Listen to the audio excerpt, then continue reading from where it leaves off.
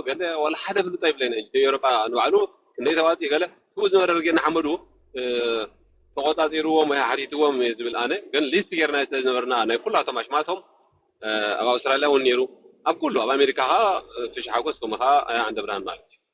هجي سيزي بزح كنزب كم زلك أمريكا استاكبه like 280 شيخ دولار قال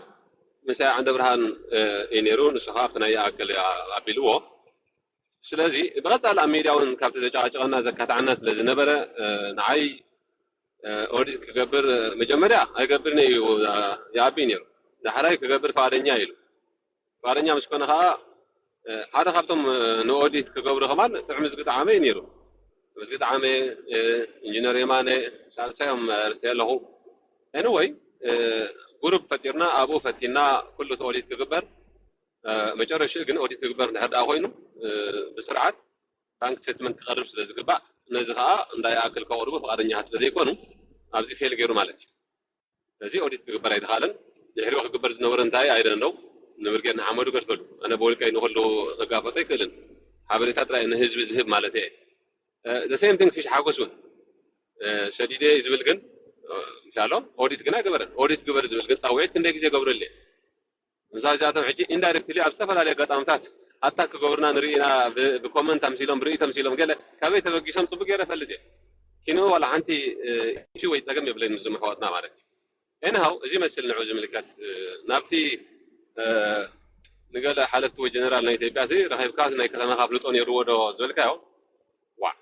هاي من انا خبلطو فتاو تشوك تكالو هذا بعد تكازي مستسبه له الرغب ولا مش اوباما الرغب من انا فقط كعتو من ودناي هذا ديسنتراليزم على راي تبير كان عمودنا امريكا انا افلطها مالتي رجعني اوارس يبلين مش معنى كرغبسي نعايز ودني يلا زغيدني يلا مش كستخدر راهي كان نوصل تفكر لك قال كم زلني يلا زي سوا قد فينا زمت انا ازي ابو خصاي زين حجي تفين سلطنه غرما انت فتاون فلاليوم دينا نبل سخاون تفلي انت خبعلها حجي سلطنه بت ميديا دي خلقت كي خمت كان بوقت رغبته خديها كم سلطنه ابتي ستيت عود ولا خمس سلطنه من غلاني مزقونه مرح الراب نابنه الذكر من غلاني زعما دله يدي مزقونه مرح الراب وزال اكذوده كاين حاولنا عقم مش كستو الرغب تخوينا فقرك حتى لنذل نحل عد الرهيب كا نغت الرغب نزقونه اما راح فقد كنت حتى لك قومي كتحسب نفسها اوكي حجي ابزا حسب يسمعني نمتا مثلك كم تكال انا ند تدعنا امننا جنفر عاد انجليز كنت انا حزنني تفي تقاوما تقيل خطناتي تقمي يقول كم عاد انجليز انت دع الله انا كنت تطرنافه اقاطع عدلات رقيبه مس حدا مراحك الرغب يقيدي شعو مستمرحي مستراخب قبول انت عايز قبرو ناب تتكلم تي زي ما اكله نام مريحنت زنزن منقد فطير له بمريحنت بتكال درجه حزو الى ناب تتكال يما اكله كم زي اترد نعي تداب تتكال هالي خوينا مالك انت دا بولك هالي جن بولك ايد لا يكبر خليز حتى ولا حد يلن كما يتري عادي زي ما كل محتر لك زي ما كل محتراي بقينا حمود نبعلو مالتي اجي ولا عندي حق خايب كان زغونه اباسي بزي فقادنا يمرحيو زغونه مرح ركب يول نزل الحق الذي يلا ስለዚህ ምን አዋዲ ገይሩዎ ማለት ነው አበና ሕግ ዝወፀ በና عنቀጽ ወላ ወቅት ማቆቶ ሆን ካነ ሰብሲ እንታይ ዘውፃ ሕግ ለካ ሆሞ ዝብል ሕግ ወፂ ነይሩ ተዝኸውን it makes sense ዝኾነ ሕግ ንኾሙታት ስላብ ስጋብ ዘየለ ግን አፍሪካን ያርካዶ ከምዚ ገርካዶ ዝብለካ የለን እንተሎ ግን በعنቀጽ ክንድዚ መሰረት ከምዚ ክገብር ስለዘይግባካ ከምዚ ገርካ ተባይል ወላ ክሱን ክመጻካ ኸይሉ ምን ከስተን ዝገልና በና عنቀጽ በና ሕግ ዘንበርና ይብልና እጅ በግምትና ንዛርብ ዘለና ወይ በስምዒት ማለት እዩ ካብዚ ሓለለ ግን ዝኾነ ተካላውዲ ወይ ከዓ ሕጋዊ ነገር ተሓስቆ የለን ምክንያቱ ንኦሙ ዝገደብ ገደብ ዝገብር ሕጊ ኣይውፃናን ማለት እዩ ሒዝካ ንባህላይ ኦኬ ያ ሒዘካ ኣነ ብዓይነት ትካል ኣሰራርሓ ከምኡ ኢትናተሪ ተፀገም የብሉን ቋሒቶ ናብ ኣሜሪካ ስለ ዘለዎ ምሳኻ ዝያዳ ካልኣይ ዕድል እንድሕር ረኺቡ ድሕር ክስታይ ክገብረ ድሕን ግዜ ኣለና ኖ ሕጂ ሕጊ እንተወፂኡ ፅባሕ ንግሆ ሕጊ እንተወፂኡ كم تلو زلها سلطنة خمس سلطنة يقبروني كم تكال تفتاوجن تكال زغنة ناتو بتناتو كقبر الغوني كم خينا بالجن زواج حق سجاب زي الليل قالوا بيحجي من الوقت برجين حمر هم خوص ده يوصل نجيز حتى يهون سكاب زي وزق إن كومين نحن ما قلت بينا إيش ما قلت بينا حق أنت الناس منسية بدنا بعد هدف مالتي ايش مريح نبغى فيديو فتامو زلك خلت حتى أسرح إحنا زلنا رح نتابع رحلتنا يا أخي كفتا بالكعصة كم زانا يكوحيتو اوكي صاحج عبسو اي مغانك خيت قطم الكلام ساند هذا وين تفتاوي راسي ولا حانت السرح لان بقى كاب زجمر سي بقى نسالي قالنا الكحت لنا صنيحه مو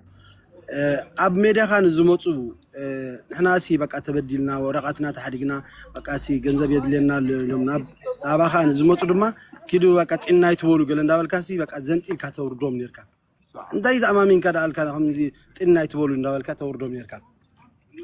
ተቀዳሚት ማለት እዩ من زارو زلو قص خفت زلو مسحتاي قص دير شوفي شوفي تاني هاي تاني قول هراي طلع هراي يا خالتي والله ما صراحه متعت نهبل نود اوكي زي حتى حسك الله هذا سلطنه ولا خذكرك لا انا حصارك ذا والله زنعد عن كم زتلون يركز بلا زلو كري من نايت بلو نسي يكون نيرو انا نحجزو كله زعقمي غيري رد الله كابتن لو صنعنا جميركا ولا زي جمبلاك مستأسره جمبلاك مسكتكو أبغالان زنبرو أبغالات مرحت أما نايبرجنا عمرو أزاري بيمه زعبا شكراتهم زعبا قدام كمون ناب جرمن كوا تبعيزون زعج خطر فينا زوج زل مريح دي قلا بامبر دي قلا نيرو ساتوسز ركوب خالات مرحت نايبرجنا عمرو أزاري بيمه شكرهم كله أب مدبون زرقي حين ذكرت هونيو زي شكر حج انت إلي من رشعو يا تقاطيمكم زلو نيكولاتنا شكريو أم مفتوحو خا عاميك تصاوتي أقطع مخوينو ممرو فينا أمريكا زمسألو وانات لازم نورد يحرق له وارخاب شعو مس ممرو في زحزنا يا مدب كان تاينيرو أبتي أغيباتات سب نعو بفولي قوسكاس كقبر غنزب كواتس كقبر إله جاء بروميس حزر له متى أبجي أخا أمريكا خا زعامي كما أجري إيه مالك أقول زي أقول قوون غيري كنت تسدد غنزب كم زنبرون فلتي أخن بعد دالاس قال مالك كورس سقى حجنا إنديانا زي سرد ولون نقوم توالي تواتس أبتز قبر له زنورس كوسكاس قبر نيري خمسة قاتي مو مال لحواتنا مو ناكلاتنا حجز يدلي مالو زبل تقبر از قبر أنس كيديا ويجريا كينو جن أنت أنا مو خنبل كم زيد نيرك خمسة الكارزي عندي تلوز الله أنا قبر از قبر أني جريا هذا كان سريك أنا استقال سن العنكاف نتزغيت النبرة تذكر كان حنت فتاوي الحنت نعدي إنجليز تعدي من الديتات مسألو أو بسرات بعض قلعة أبزلو من سيكون عيب نفلطو بأكل كساب حجون أب بيت فرق دايز مالس زلي نعوي خا حجيكم إلكا زنات إلكا انتاي إلو شعات تذكرت خوينكا هو أواز بلا أمسايا هو انتاي إلوش أجي كل ذكران مر نشست دارو بزرة فيرا نبر ردالا كيلو عدوهم عوتو تخون زيكم إلى تا ميدا مسيو زي كون انت عشمي زقبر زنورانو وأنا ما حضارنا كل دي رداهني سبكوخ قبرز قبوي يزقبر مبر كمزي نعازي تحتو بنصر نتناديتات اللي حتى نيرو تفيه تقلع نتناديتات بزعبا زلوم شجرات قال إذا حتى نيرو هجي صراحة بزات بلا زلها قال لما لقيرك أوريك أنا مسرع أخون في رأي نبرة النمات أوش عود تحطون تعملتين أنت تمسح فرشور 100% كوني نقرأ قالوا لو تودي يلو حما نقراتي تزاريو ترى إن تعمل سيهم تريجوا لهم بر نسيزم شو زربايو كم من صغرك بجروه هذا شيء انتهى بالوان I don't think so ده حنت أجمع لهم بسرعة بتاعت أنت اللي حدا دور اللي بسرعة كده يبقى أجمع يقولون كذي أنا حنت تيزنا برس لزغنة عربي وكانوا يتحطون ثلاثة كاميرا هو تا خليتي نحن انوي تفتاوسي عابي ميدا يزلك كم عابي ميدا خا نغلوبالن نغمبارن بمعركه تገልግሎም ይዝግባእ ካን ይሩ ግን ንስኻ ምስ ግንባር ወጊንካ ንግሎባል ይኸታርም ነርካ ዋይ ስለምንታይ እዩ ምሳን ኢንሻአላህኒ ጆን ብላክሲ ምሳሩ ጽቡቕ አጋጣሚ ዝብል ኣብ ዝተፈላለዩ ነገራት ኣብ ቲክቶክ ስማዕ ነሩ እዚ አገለንታይ አሽምለካ አፍሪካ ኣብ ቲክቶክ ዘውር ነሩ من زبالو كانوا بزحات أبلات برجينا حمود حجنا تجنبار زقاومون ديهم كم زون نيرم تفي نتجنبار هو ماشي هو بغانا كابي ما مچومو ማለት كل ጊዜ بزي ጭፍት እንተንዛረባለና ጸለሞን ከሆነ ስለዝኽል ጽቡቕ ኣይኮነን ግምታዊ ሃውረት ኮይንካ ክምልሰሉን ኣይክእልን ወይ ክስቶ ይካተት ዛሪካ አይ ዶንት ኖ ናይና ዓይዝ ምልክት ሕቶ ተሓተትካ ንጽቡቕ እንዲሁ ኣብታ ናይ ኣፍሉጦ እንተለካ ብዛዕባ ጉዳይ ሲ ኣፍሉጦ እንተለካ ኢለ ኣና ማይተካ የንወይ ዳ ይብለይ ረብታ በጣናት ሓንቲ ናብታ ናትካኺት በሪሕ ከውርደካ ሕጂ ሰብከደ ሕጂ ብዙሓት ሰባት ከምዚ ሓለይቲ ጆምላክ ክመስሉ ገለ ብጆምላክ ፖለቲካ ክስራሕ ገለ ንሪኦ ኢና ردها لها مالسي جملة كقرب العلاج قرب إلنا البوليتيكا بعركنات سقع أبو خيدون أبتمي جملة تأثر له رئية ولا قالون نعيك كم قال يزرع قاعد يجون كل جيوم كونتاكت هلني حجي العلين جملة تحلل أنت مني بوليتيكا خسر حدا ليش كارا يتراك خون صغير لذي بجملة تتزاربنا بزح صبوي نهاية جملة تصبح وقت لازوهنا نجملة نقدر فلو مالته نهاية بزح سوات بوليتيكا خسرعو مين كبلو نجملة كم تأشمه تقوملو I don't like it نسخة من باي ذا واي ايفوتوني هم ساتني نقرأ بجملة قال ما دخل شكات زبلة قال نقرأت ايدلين ايفوتوني لازم تطوي بالنسيخ بالدليل أنا ما شيء سوات تسألينا بوجرنا زي كنا خناتك عزلنا بقى بتحسبنا عن هرمو مزلنا نبتنا يقول بالكلام هذا زبالك هاجن دائما مسلكها أرجع حلفة مدبي أنا إليه أنا نجي جنبار سلطنة رئيس يكونس ميديا ولا خير فيه هي بيو جن مترشان تايفيديو منور إنايو مالتي نتوم ناي إكس أبدأ استفتاو تكشو سلامة وفرز جبرو نعوم نمكل غال ده حدا بالكسب ده حدا ميديا زبل ناي حجاج عينت ملختي مجلس تطاو جم تجي كل أقول له أبو I made a mistake سلطنة خمس سلطنة لا نتي جنبار كدقفوني روامبر كم ميديا نقوله بمعرفة فير مارت أيزداربكم من زبالكوهم يلون نابلوتهم مالته زقونه هيكون أنت قال استسي هكذا كوين غزارة مثلا تبعت معنتا غيره أي تزارة منها أنا أيبلوني أنت حتى إذا قد سني سلزي زملاء سكويلا كن ملو قصقاس نجنبار غيره لون مبالت زي كوينو تقولوا بعض زبالك هم زبالكم أو زنور نسكفتا بعاليل بعد مزجح أو يفوز خيست نور قبل علم زنور نسكفتا أنت زي كوينو أو زنور تقال سكن كبر لاني شعون كبر لاني ناول كي زارة زنوركو واللي جاب على هاي اللي تعرفنا نقول كم أبنا تزل علوم نيره مسايز اللون فعت على سلزقونه مالته سلزي أو ملو جزيها ملو ميديها نتجنبار هيب كايو نزل تجنبار سلزا أمن لون عليه تعودنا هاي اللي سلزا أمن كوكاي أنا سقع أمن لي يبقى عزي أبتدي أمن كل خا دوي بله كم زي حنسب كيدي أمه تنفرت إلى زبل عين السبع يكون كل حجون سلطنة خمس سلطنة تجنبار يدقوا فيه تجنبار جن بتما أغلاش ما قال لكم كنا أنا زعقنا هجرات وكلت سيدنا أول له بيت مخرج بحال أول له لذي وكلنا هزبي زي حازة أبت بيت مخرج له حسب ولا له يزبل وكلنا هزبي حزمة بيت مخرج لعلمان محلفنا السلطان زلوان السيو ثم أغلاش ما قال زبال حوار ناقن أقل ما مو نتجنبار نهزب غرق بوت رئيس زلوان وعلى غيره مالتي وبقى غير كان هزب مركا أنت تمرجون كم مرحيهم أنت زي تمرجون كم روحيهم مالتي أنا إزاي تزامن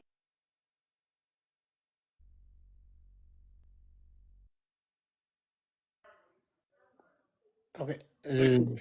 رقم جريز ريو اما اخلاش ما قال له حتى سلازلاني ذا هول زلو زمز لو ساعات كله هو اليوم كعر رئيس دلاني كفرس ليكون كعر رئيس دليو ስለዚህ እቲ ሜዲያ ሙሉ እቲ ሜዲያ ሲ ንኩሉ ክገብሮ ነይርኒ ሰልጠነ ግን ናይ ግንባር ኣባል ክኸውን ነይርዎ ኣብዚኣ የድሰማዕ ኣብዚኣ ኣብ ሕጂ ኮይኑ ክሪኦ ከለኹ ሚስቴክ ክትኸውን ትኽእላ እታ ይቕሬታ ዝበልኳ ኣብ ዝሓለፈውን ነዚያ ብዙሓት ሰባት እቲ ይቕሬታ ዝብል መምስ በልቋን ከተሓሕዝዎ ርየ ስጋ ደገፍቲ ግደፍ ከይተረፈሲ ንዓና ቅሬታ ኢልና ገለ ዋዕ በቅበሉ ኣነ ሕጂ እታ ቅሬታ ትብል ኣብዚኣ ሜድያ ሙሉእ ሲ ንግንባር ሂበዮ ነተን ካልኦት ኣሕዋትና ከዓ በንፃሩ ሃሪምናዮም ክበሃል እውን ይኽእል እዩ ስለዚ እዚኣ ጌጋ ኮይና ስለተሰማዓትኒ እቲ ሜድያ ናይ ህዝቢ እንዳበልናዮ ናይ ህዝቢ ዘገልግል እንዳበልናዮ ሲ ሙሉእ ሓይሉ ነቲ ግንባር ጥራይ ኮይኑ ኣብ መጨረሻ ውፅኢቱን ርኢናዮ ስለዚ ንሱ ሚስቴክ ነይሩ ዝብል እዩ በቃ ንዓያ እታ ክትከውን ኣይነበራን ትብል ንዓያ እታ ይቕሬታ ሲ ንዓያ ገሊኣተን ዋላ ብውልቀን እውን እወ ኣነ ኸማን ተፀሪፈ ነይረ ግን ሕጂ ይቕረኹንካ ይብላን ፀርፊ ተኾይኑ ዝፀረፍክ ተኾንክ ስኸውን ይቕሬታ በሊ ዝፀረፍካ ተኾንካ ስኸውን ይቕሬታ በል ፀገም ዘሎ ይኮን ቅሬታ ንዓይ ዓቐበት ኣይኮነን ግን ከምዚ ኩላቶም ሲ ተበደልቲ ኮይኖም ክመፁ ይደልዩ ነታ ቅሬታ ትብሲ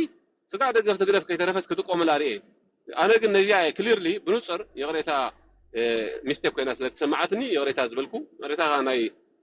ናይ ለባም ዳ እምበር ናይ ካልእ ጌራ ይርኦን ብዝኾነ ከምዚ ገይረ ዝሪኦ ስለዚ ኣመን ኩሉ እቲ ግሎባል እዩ ነቲ ግንባር ከዓ ስለዚ ኣመን ኩሉ እዩ የኽብለካ ኢለ ሕፅር ኣቢለ ቴንክ ዩ ተፌ ሳሚ ቪድዮካ ክፍታእ ብላ እሞ ዘለዋካ ክልተ ሕቶ عاوزة مجمع اوكي فيديو الله مش عطوره በቃ ተዓፅዋ ትኽእል ኢኻ ሰላም ሰላም ተፈታዊ ናተይ ሕቶ እንታይ እዩ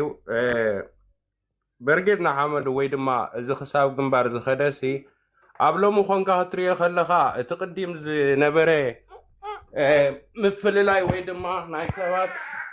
ምትራፍን ገለመለን ሎምሲ ከመይ ኮይኑ ይረኣየካ ካልአይቲ ከዓ ኢትዮጵያስ ብሓቂ ኣንጻር ስርዓት ህግደፍ ንዝኾኑ ኣካላት ሲ ውሕስቲ ድያ ማለት ሲ ብሓቂ ነቲ ህግደፍ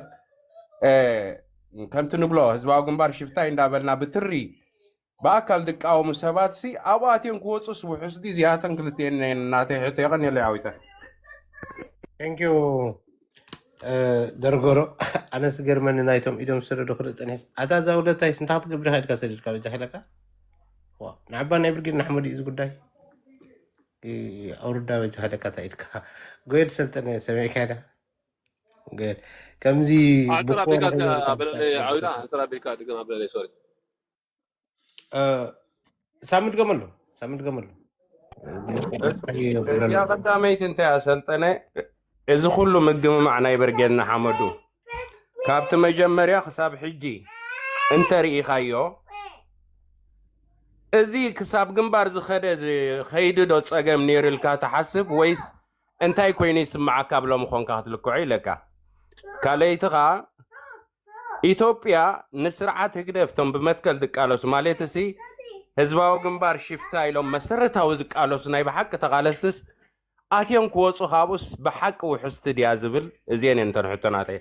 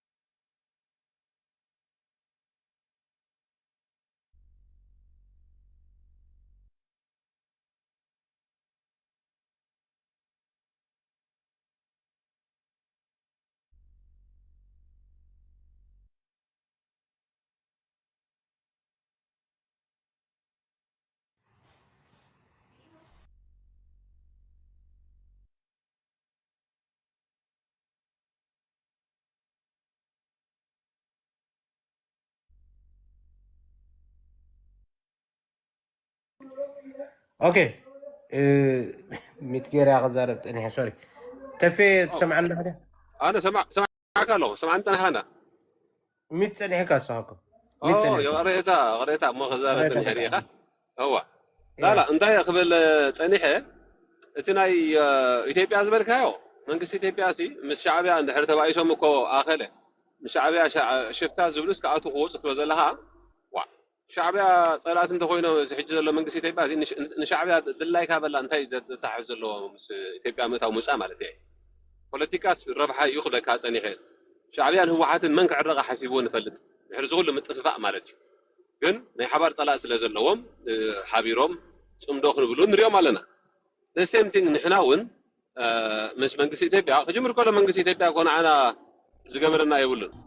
حتى حلف زنبرنا تقاومات تقرأ زخيد ناره بمنجس إثيوبيا ترى إذا كنا نقول لا بشعبية معون خلونا يرنا بلعل حزب تقرأ مالتي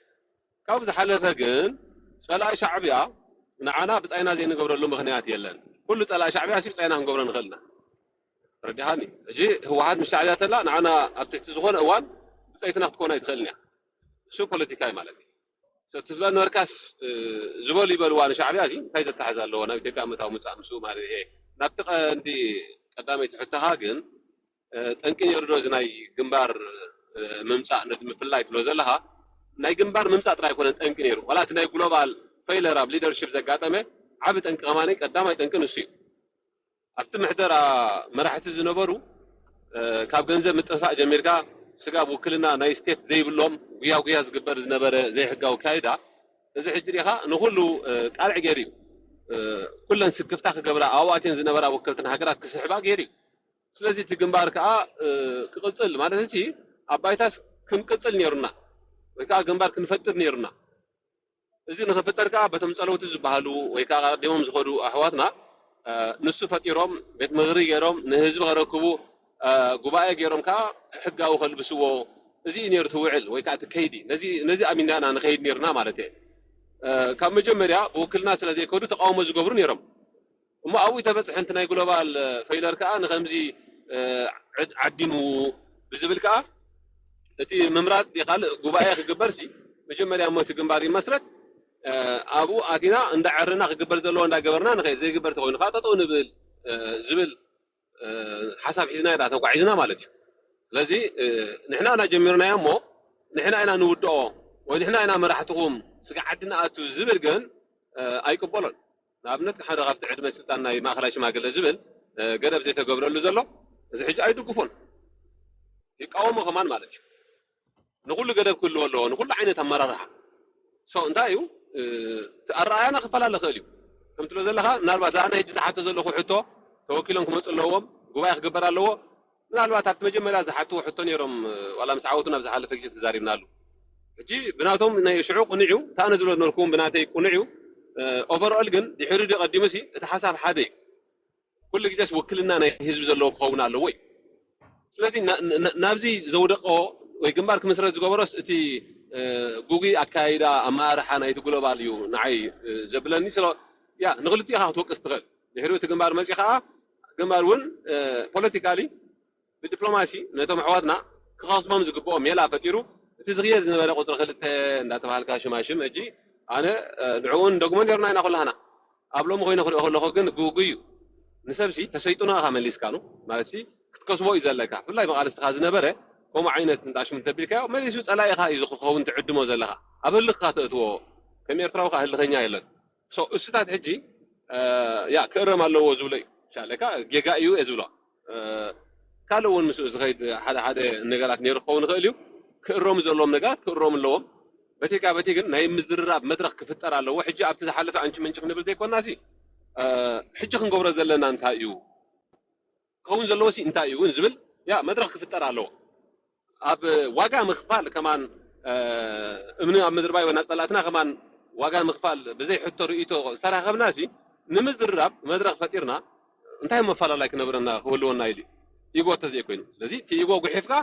በቃ ሓደ መድረክ ክፍጠር ኣለዎ እየ ዝብል ኣነ ግድን ግንባር ተዘይደገፍካያ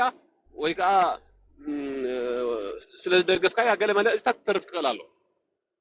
እቲ ግንባር ሰብ ክድግፎ መሰል እዩ ክቃወሞ ወይ ሓሳብ ክህልዎ እውን መሰል እዩ ሽማሽን ክዋህቦ ግን ኣይግብኦን ከምኡ ስለ ዝበለ ኣነ ከምዚ ገይረ እየ ዝሪኦ ስለዚ እውን መድረክ ክፍጠር ኣለዎ እየ ዝብል ስክፍታይ ከም ዝበልክዎ ኣብ ውልቀ ሰባት እዩ ኣብ ኣዝዮም ውልቀ ሰባት እቶም ሰባት ኣብቲ ኣንጻር ግንባር ዘለዉ እውን ኣብቶም ውልቀ ሰባት ዝብሎም ዘለኹ ኣብኣቶም ዘለዉ ኣረኣያ ክንፅር ኣለዎ ምክንያቱ ጭብጢ መስረጃ ናይ ሕጊ ካብ ኢትዮጵያ ከም ተሰጎጉ እንዳተዛረብና ከለና ያ እዚ ሚእቲ ካብ ሚእቲ ከየፅረይዎ ምስ ከምዚኣቶም ሰባት ዝኽየድ ከይዲ ኣብዚ ጥራይ ዘለዎ እምበር ኣነ ምስ ካልኦት ውልቀ ሰባት ኢንዲቪጁዋልስ ፀገም ዝበሃል የብለይና ንዓይ ከም ተቃለሰ ዝኣምነሎም ማለት እዩ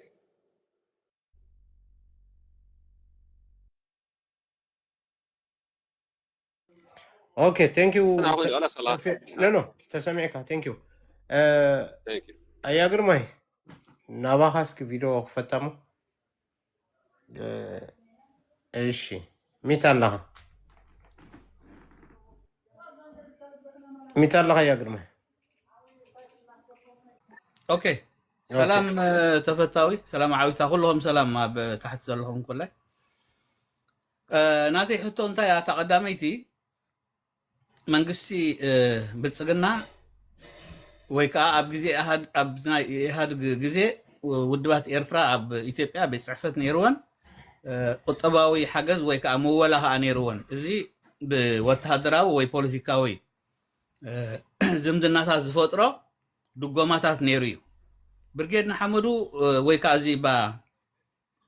ግንባር ኣብ ውሽጢ ኢትዮጵያ ምስ ከደ ብወገንካ ትፈልጦ ድጎማ ቤት ጽሕፈት ወይ ከዓ ወግዓዊ ዝኾነ ቤት ጽሕፈታትን ወግዓዊ ዝኾነ ዝንቀሳቐሰሉ ኣካላትን ብወተሃደራዊ ወይ ከዓ ብወተሃደራዊ ዲስ ወይ ዲፕሎማስያዊ ዓይኒ በየናይ ዓይኒ ክትሪኦ ትኽእል እዚኣ ቀዳመይቲ ካልኣይትን ኣገዳሲትን ዝብለኻኒ ኣብዚ ዝተኻየደ ቃልሲ ናይ ብርጌድ ንሓመዱ ብዙሓት መንእሰያት ዋጋ ከፊሎም ገና ቁስሎም ደይሓወዩ ኣብ እስር ቤታት ኣብ ፈቐዶ ቤት ፍርዲ ዝመላለሱ መንእሰያት ደቅና ኣለዉ ገና ናይ በዓል ሆላንድ ዘይተኸፍለ ኣዝዩ ኣገዳሲ ዝኾነ ክሳብ 600,000 ኤሮ ዝኽፈል ዕዳታት ኣሎ እዛ ናይ ዱባይ ዝነበረት ናይ ኢማራት እሳ ኣብኣ ንእሽተይ ዘረባ ሰሚዐ ነይረ ካባኻ ተጋጌን ኮይና ትእርመኒ ተፈታዊ ብመንግስቲ ኢማራት ዝተዋሃበ ድጎማ ገንዘብ ኣሎ ድዩ እንተ ደኣ ኣሎ ኸኒ ስለምንታይ ነቲ መንእሰይ ኣብ ፈቐዶ እስር ቤትን ኣብ ገለን ብዕዳን ተታሒዙ ክኸርተት ዝብል ዘሎ መንእሰይ ናይ ብርጌድ ንሓመዱ እቲ ዋጋ ዝኸፈለ እቲ ዕዳ ስለምንታይ እዚ ዕዳ ዝኽፈል ዘይተደለየ ስለምንታይ ኣብዚ ኣገዳሲ ስራሕ እዚ ዘይተሰርሐ ናይ መጨረሻ ሕቶይ ኣይተሓዘለይ ከም ኣቦ ሳልሰይቲ ዕድል ክትበኒኻ ዓዊታ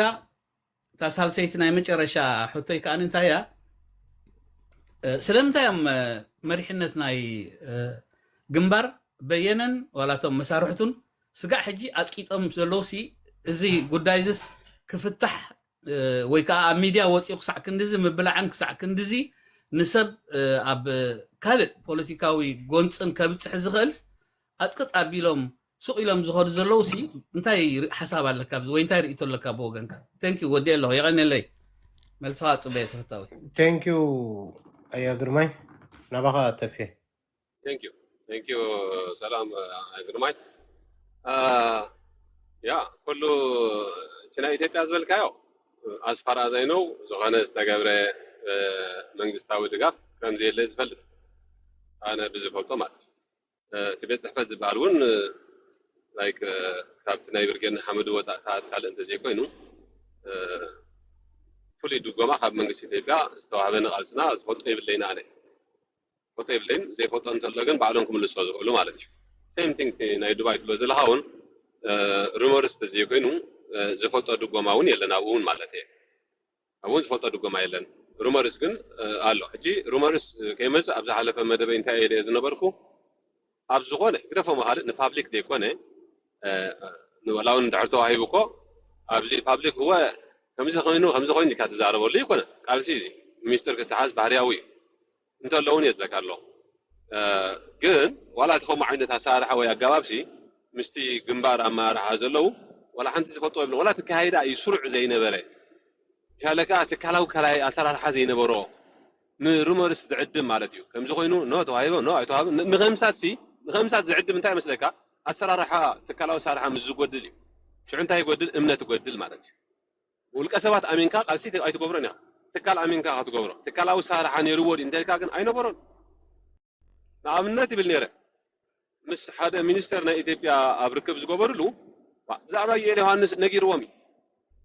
እዩ ኩሉ ዶክመንት ከም ዝተረኸቦ ንኤርትራ ክሰግዎ ኩሉ ነጊርዎም እዩ ንምንታይ ይዛረብ ኣለኹ ስለ ዝፈልጥ ሰውን ስለ ዝፈልጡ ኣይ ነገርና ክብሉ ስለ ዘይክእሉ ነጊርዎም እዩ ሕጂ እንታይ ግን ብመልክዕ ፀብፃብ ከቕርብዎ ይግባእ ነይሩ ንመን ንህዝቢ ይኮነን ነቲ ግንባር ነቶም ኣብ ሃገራት እውን ወከልቶም ሰይዶም ዘለዉ ብመንገዲ ወከልቶም ገይሮም ፀብፃብ ከምዚ ካብ ክንዲ ሰዓት ናብ ክንዲ ሰዓት ከምዚ ርክብ ጌርና ኣብቲ ርክብ ዝገበርናይ ከምዚ ነይሩ ኣብቲ ከምዚኻ ከምዚ ርእስቲ ተላዒሉ ኣብቲ ርእስቲ ኸ ኣብዴት ህልወት ተቓላሳይ ማለት እዩ እዚ ዓይነት ኣገባብ ከይድታት ትካላዊ ኣሰራርሓ ይጎድል ንኣብነት ትብሎ ዘለኻ ሕጂ ናይ ዱባይ ደገለ ትብሎ ዘለኻ እንተ ነይሩ ንሱ እንተዘልውን ኣብዚ ኣይምነገርኩኻን እንዴ ግን ንሱ እውን እቲ ሩመርስ ክመፅእ ዝገብሮ ዘሎ ትካላዊ ኣሰራርሓ ስለ ዘይነበሮ እዩ ካብ ተካይዳ ጀሚርካ ሰይካ ንሓደ ሰብ ጥራይ እንድሕር ደኣኒ ኣቢልካ ከመይ ጌርካ የሱስ ማእስ ኮይኑ ክትልእኾ ዘለኻ ሰብ እኳ እዩ ክጋገዝ ዝኽእል ሰብ እኳ እዩ ሕጂ ትካላዊ እንተኮይኑ ተዘራሪብካ ኣብቲ ግንባር ዘለዉ ብውሕድ ኩሎም ዝፈልጥዎ ግን ኣይፈልጡን ኩሎም ዘይፈልጡ ስለ ዝፈልጥ ማለት እዩ እዚታት ጉድለት ኣካይዳ ጉድለት ትካላውነት ኣሎ እቲ ጌጋታት ነቲ መልስኻ ግን ኣስፋር ነው ዝፈልጦ ይብለይን ማለት እዩ ናብቲ ናይ መጨረሻ ሕቶኻ ዝበለካ ሳልሰይቲ ግን ذكر قبل النسكي تارس علي دخلت سالسيت زمرت وريدي قالوا لي الله خمس اوكي ايا قرب حرام على هذا ذكر سالسيت حتى انت يا እዚ ኩሉ ማለሲ ኣብ ከምዚ ዓይነት ፖለቲካዊ ወይ ከዓ ሃገራዊ ጉዳይ እቲ መሪሕነት ግርጭት ክፈትሕ ባህርያዊ እዩ ስለምንታይ ማጽቂጦም ስጋብ ሕጂ እቲ መሪሕነት ናይ ግንባር መልሲ ዝሃበስ ስለምንታይ ትብልቦ ገንጋ ጉድለት እንጂሪኻ ጉድለት ኣማርሓ ጉድለት ኣሎ እዚ ሳተሙን ዝኣምኑሉ ግደፎም መሃል ኪሮስ ኣብ ዝተኣስረሉ ካብ ብኣባላት ግንባር ንላዕልስ ካብ ግንባር ዘየለው ሰባት ፖለቲካ ክሰርሕሉ እንተራዩ ናይ ብሓቂ ኣነ ነቸም ንኺሮስ ሓልዮታ ይብሎን እየ ፖለቲካ ክሰርሕሉ ኢሎም እንተዘይኮይኖም ርዳላ ልዕሊት ኣባል ግንባር ሓለይቲ ኪሮስ ክኾኑ ይቆልኒ እዮም ንኪሮስ ፀርፍዎ ዘዋርድዎ ዝነበሩ ከይተረፍዮም ድምፂ ክኾንዎ ፈቲኖም እጂ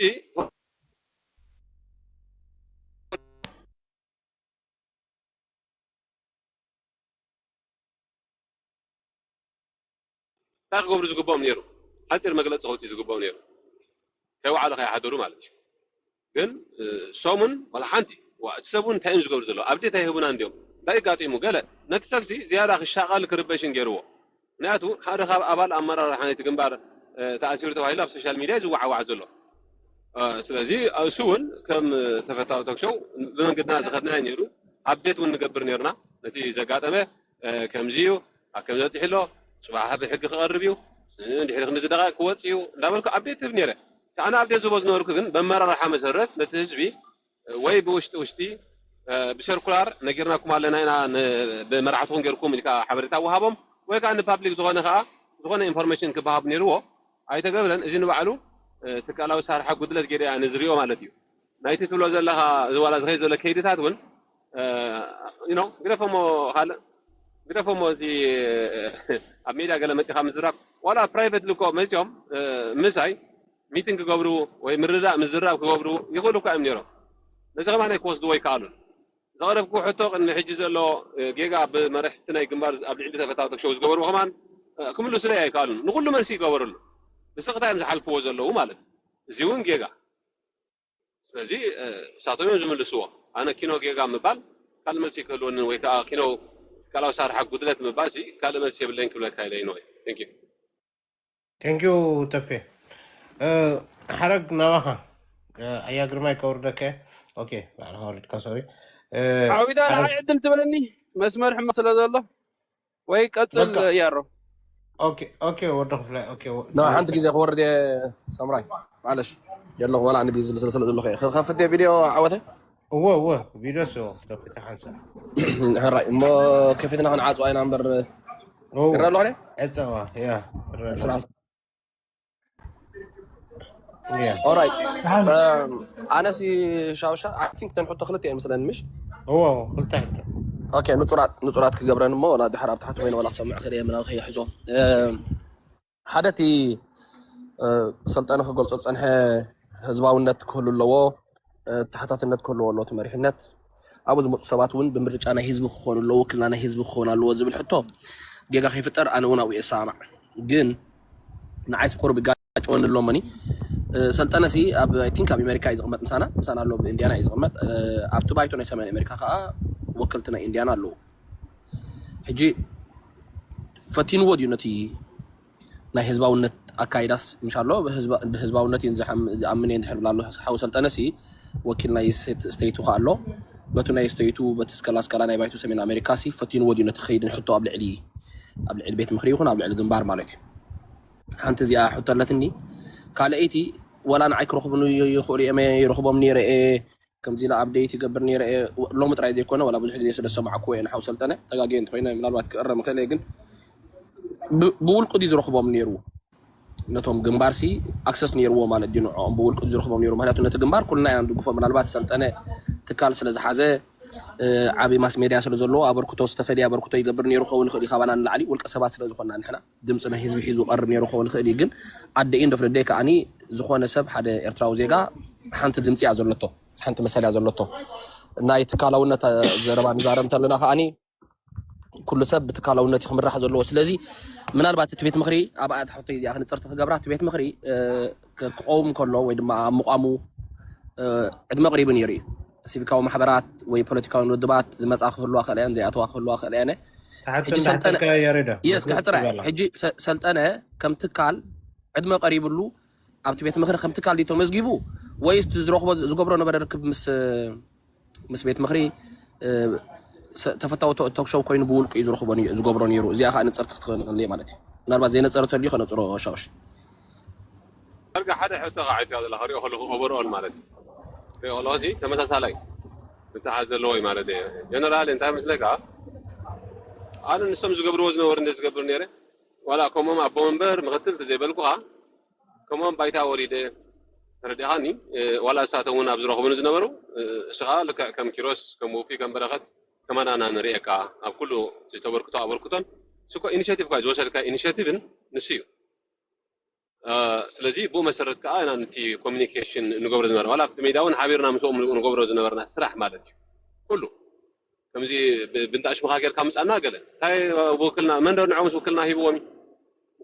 ኢብሮ ሰረደም ኢኒሼቲቭ ወሲደም ዳሎም ነቲ ነገራት ዝገብሮ ነይሮም ኣነ ኢኒሼቲቭ ወሲደ እንዳለ ምስኦም ዝኸይድ ነይረ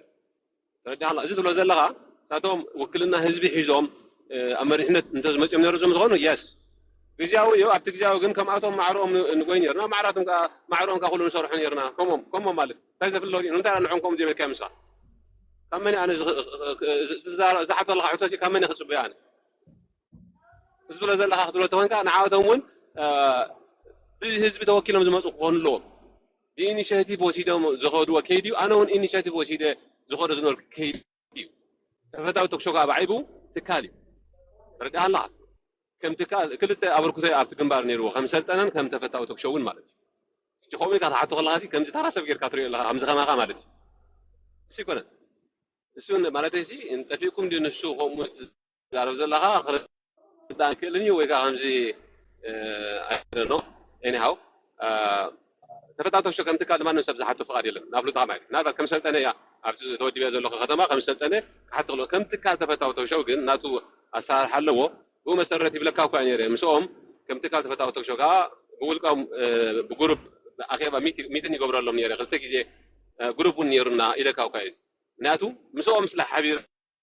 نبركات سرح إنيشيتيف ناتي وسيدة معروف مالتي ساتمون زمسكروا حكي إحنا عطي بيت مخرج قال زي كنا شيء أبت ما غلاش ما قال لي معرنا كمان نريكا كم زبل زنبورو مالتي أبت كيد تاتجن حتى تات لزنبرني زي سماع نيرو accountability زبل so ازي مسل مالتي حتى لك بدلك اوكي ثانك يو ودي نخشوا شغل يلا اوكي يارو ايشي وضف لي عركه قدسك فيديو فتابلك قدن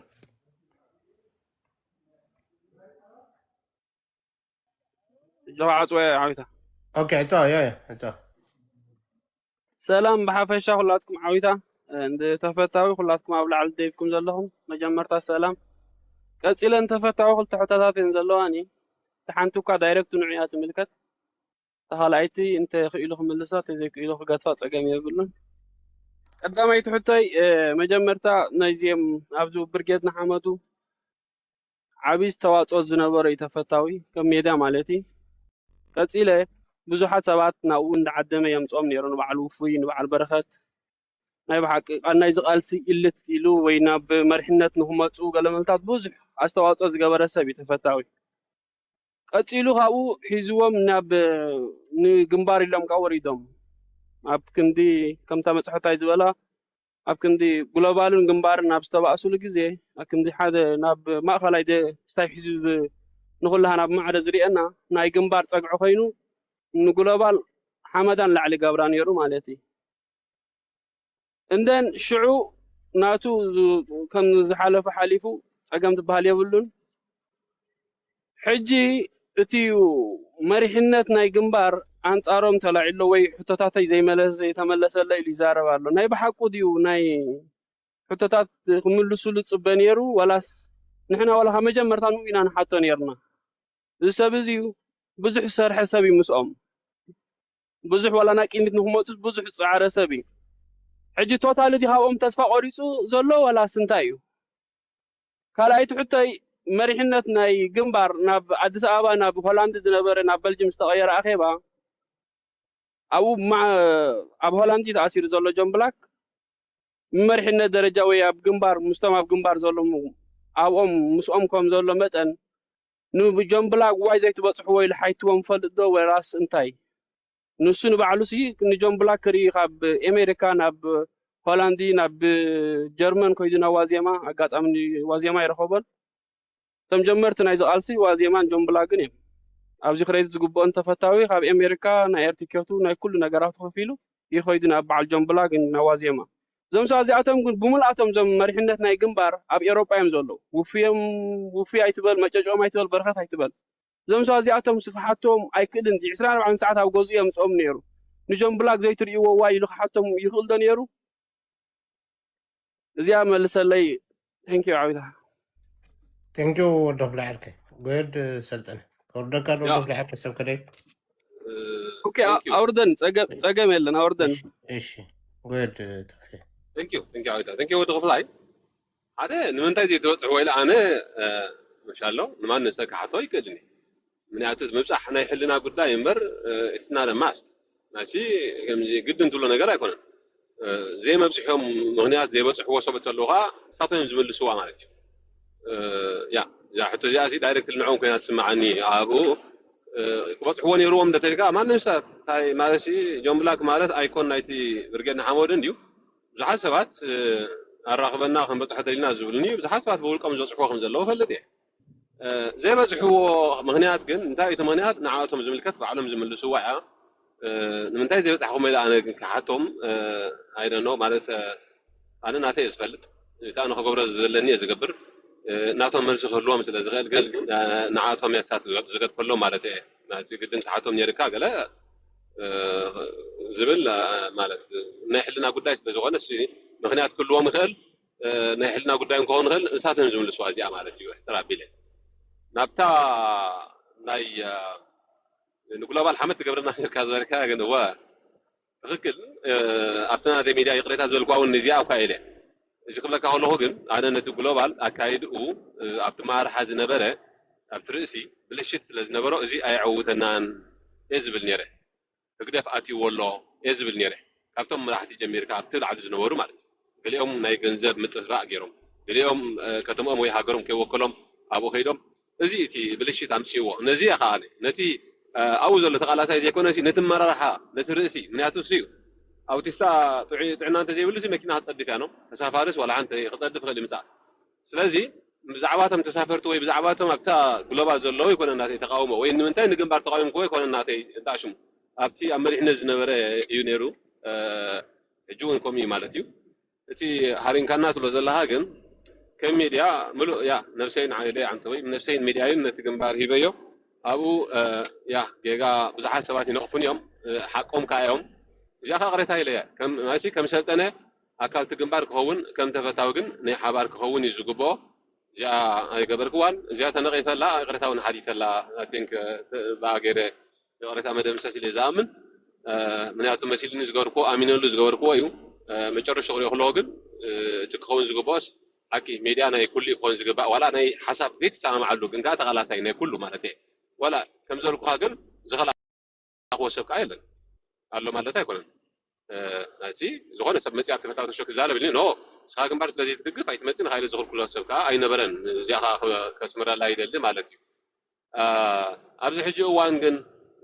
كمية هذا الله هذا نزبل تاي مسلك هم زول كوا زقم بار بتهجبوا النوتي أنا زعقنا بيت المغرب في اللاي لكن عوض بيت المغرب وكلنا زي حازو كهاجر وكلنا زي بلون شات كله كل يوم تم وكلنا زلهم شباب جن شاتهم فرستان زلهم حجاونة زلهم أبهم تسفان كبرنا لني أبتما آخر شيء ما قلنا جن نتي جنبار مسريتهم هو متبع يجوبهم ويكا نقطة يجوبهم جن إجباو كون نابز بين كركبوا زلهم نابز بكركبوها قبائل تجيرو إجباو مرجع تجيرو يا نتي جنبار زلهم جنبار زي لنا نقول زحكف تكال يقوم ويكا جنبار يقوم مالتيو تناتي إمنات إزيو حجة أنا زجبر زلهم بفلا أبتما آخر شيء ما قلنا إيو ልክዒው ክልና ህዝቢ ዋላ ኣይሃልዎም ግን ንኽምስርትዎ ዝወሰድዎ ኢኒሽቲቭ ግን ሰፖርት ጌርናዮም እቲ ሰፖርት ግን ሊሚት ኣለዎ ግዜያዊ ገይሮም ንህዝቢ ናብ ቤት ምኽሪ ኣምፂኦም ጉባኤ ገይሮም ንህዝቢ ክረክብዎ ዳ እምበር ንሳቶም ንኹሉ ግዜ ሊሚት ዘይብሉ መራሕቲ ኮይኖም ዋና ኮይኖም ነቲ ካልእ ከዓ ሰዓቢ ጥራይ ኣካባቢ ገንዘብ ጥራይ ክገብርዎ ኣይኮነን ኣብዚ ሕጂ ኣይሰማዕን ብመትከል ማለት እዩ እዚታት እቲ ሕቶታት የኽብለካ ደለ ኣብዚ ሕጂ እዋን ግን ኣነ ነቲ ግንባር ይድጉፈ ክብለካ ከለዎ ግን ነቲ ትካላዊ ነቲ ቤት ምኽሪ ብቤት ምኽሪ ከዓ ነቲ ውክልና ዘለዎ እቲ ካልእ ግን ብቕልጡፍ ጉባኤ ተገይሩ ናብ ህዝቢ ክርከብ ኣለዎ ዝብል ፀዊዒት ዘለኒ የኽብለካ ደለ ሕፅራብ ግዜ ቴንኪዩ ኦኬ ቴንኪዩ ተፍየ መምህር ኢኹም ሕጂ መምህር ተኽለኣብ اوكي فيديو ولا علني مثلني ولا عبلكم متصور احنا بصراحه له خلاص اوكي ايش مقدمه كله اسكي نعخا خمسجنك متبعد لي انه تصبق السرح سي متبعد لي عوت ناز قداي كم من قوينا خونكا ولا ناتكاون ستايتلكاسي كم من قوينا خيد كاتكايرو لخا ناز هزبي حاجز انتخونو تباهي لئيو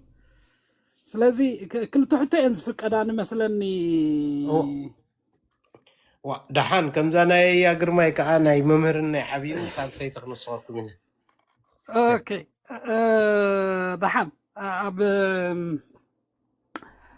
እታ ቀዳመይቲ ሕቶ እንታይ እያ ሓንቲ ናይ ሆላንድ ናይ ሂውማን ራይትስ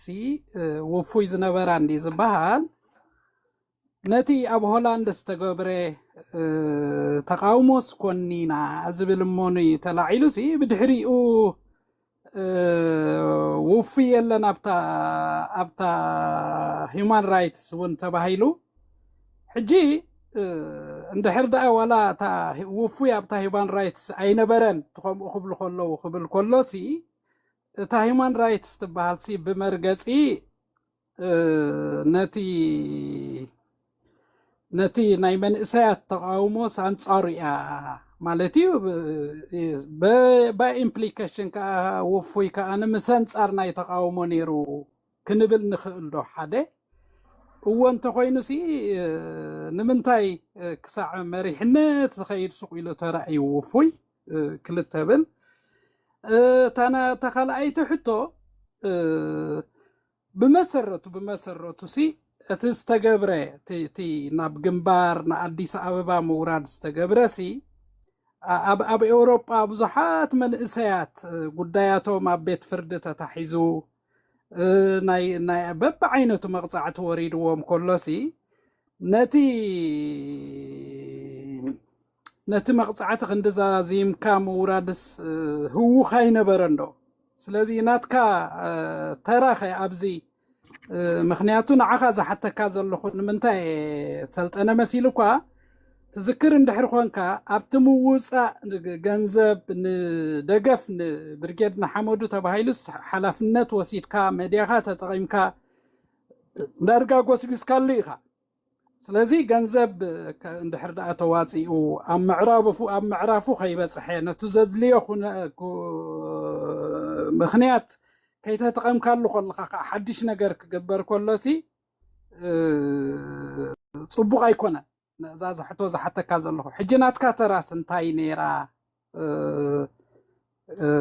እያታ ስታየ ኣብ መወዳእታ እቲ ናይ ውክልናን ንሳ ክውዳእ እቲ ናይ ውክልናን ናይ ግሎባል ምርኽኻብን ዝብልሲ ጥዑም ዝጊ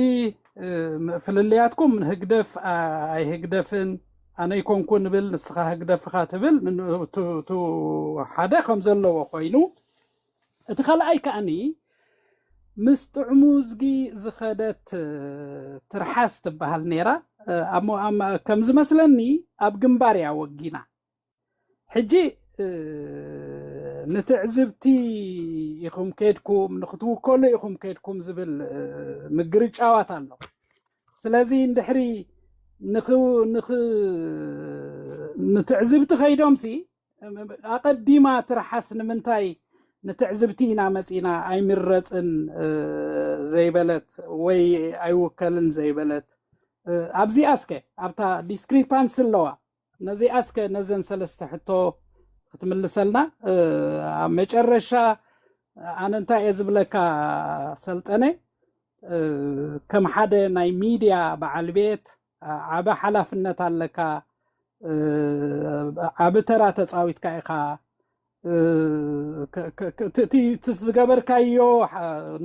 نقول عيلكا غير كايو إلي إزغمت جن جيغا انت اللي خاني لك خمتي استتصاوت كايو ترى أبت مجمريا حجون ترى تصاوتن كتكتسلن يزلا بوكا غني لي ثانك يو ممر ثانك يو تفينا بخا كي بزحها ها هو انت ترسعين عزن همو ليست قبرني عايده تذكرني ما كنت عارف شو بتانا هيمان رايتس بلا حق المزرعه ابو ديتيل سافلوتو سغاب زي بلي زخونه ابو ريتو خبا አይደለም ምክንያቱ አፍሉጦ ተዛረብ ይጽቡቅ ማለት ነው ነቶም ሰብ ጉዳይ አጋጣሚ አብዝርሃብ ካሉ ሐዲት ካምልሱ ልቃደስ መለኒ ምክንያቱ እኮ ዘሆነ አቡ አፍሉጦ ስለዘይ በለይ ማለት ነው ናፍቲ ብርገና ሐመዱ አብስ ዕዳን ካልእን አርቲሉ ዝነበረ ቲ ንሱ ከይተዓመመ ናብ ባይታ መውራድ ዚ አገዳስነት ወይ አጥላይነት ነይሩ ወደ ዘልካዮ ቃልሱ ኮ ተጠው ክብል አይክእልኒ እሱ ካልእ ክዕመም ኣለዎ ዶ ክዕመም ኣለዎ ትቃልስ ግን ደው ክብል የብሉን ማሺ ከምዚ ኣሎ ወይ ከምዚ መጽይ ወሎ ዕዳሞ እዚ ከይተገበረ ኢልካ ደው ተብል ነገር አይኮነን ولا حنتي إن حرس من معات الله إن حرب حدا مسينا حبيرنا أنت تقاليسناس زي شفنونا يكونن زي عممونا يكونن أرنون معات كم زقابرون بر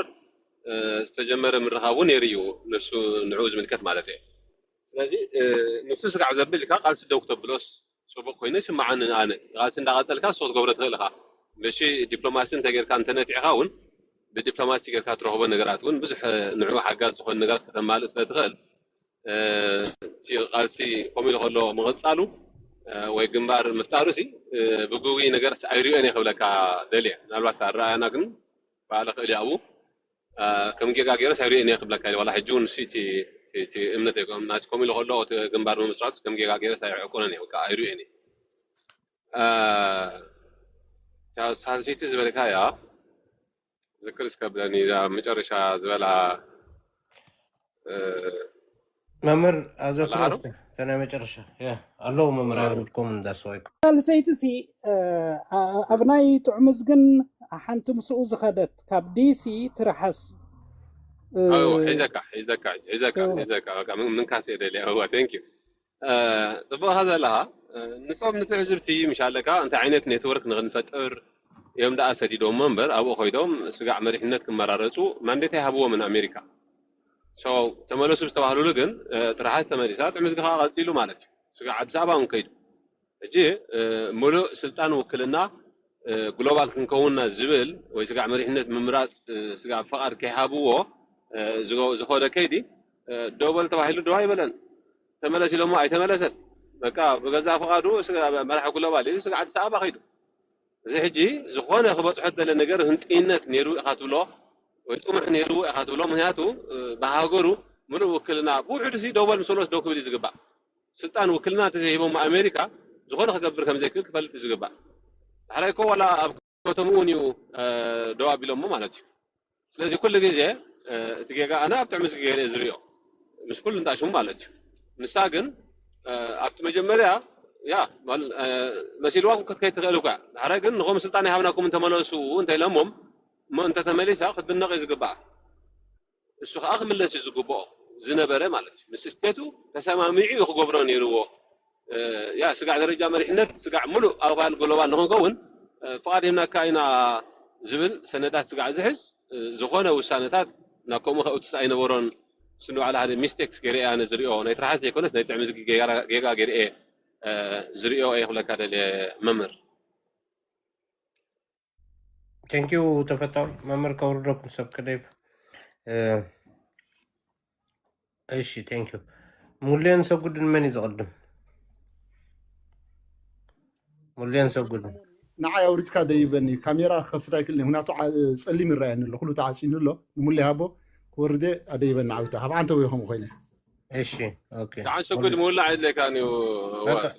لا هنقلا سؤال أكيد الكل قد تسجل ما بينا كنت تحته حجي انت هاي مسلك عويتها أنا حتى بالليل حتى تزي بالكاتنا حتى تزي بالكاتنا حنسمو عويتها سجل حنسمع حزن اوكي حركة تصنيها اوكي ثانك يو مغنياتو ولا حنتي بزعبار رئيتو قال ملن تأشمي بالليل أنا خبص رحت طاب بالحزي له إبن أنا بصراحة تفدي ستغيلاتي سلازي نتي جزينا نتي بروجرام نون تأشمو نخن سلازي حتى زلون كلتا حتى يسوي ده مغنياتو كل سب كزارب دلو كل سب مستفدت هو كاتا عيد دي مع عثر له قال ملن إنه السوق متأتي أمور لي كلتا حتى اوكي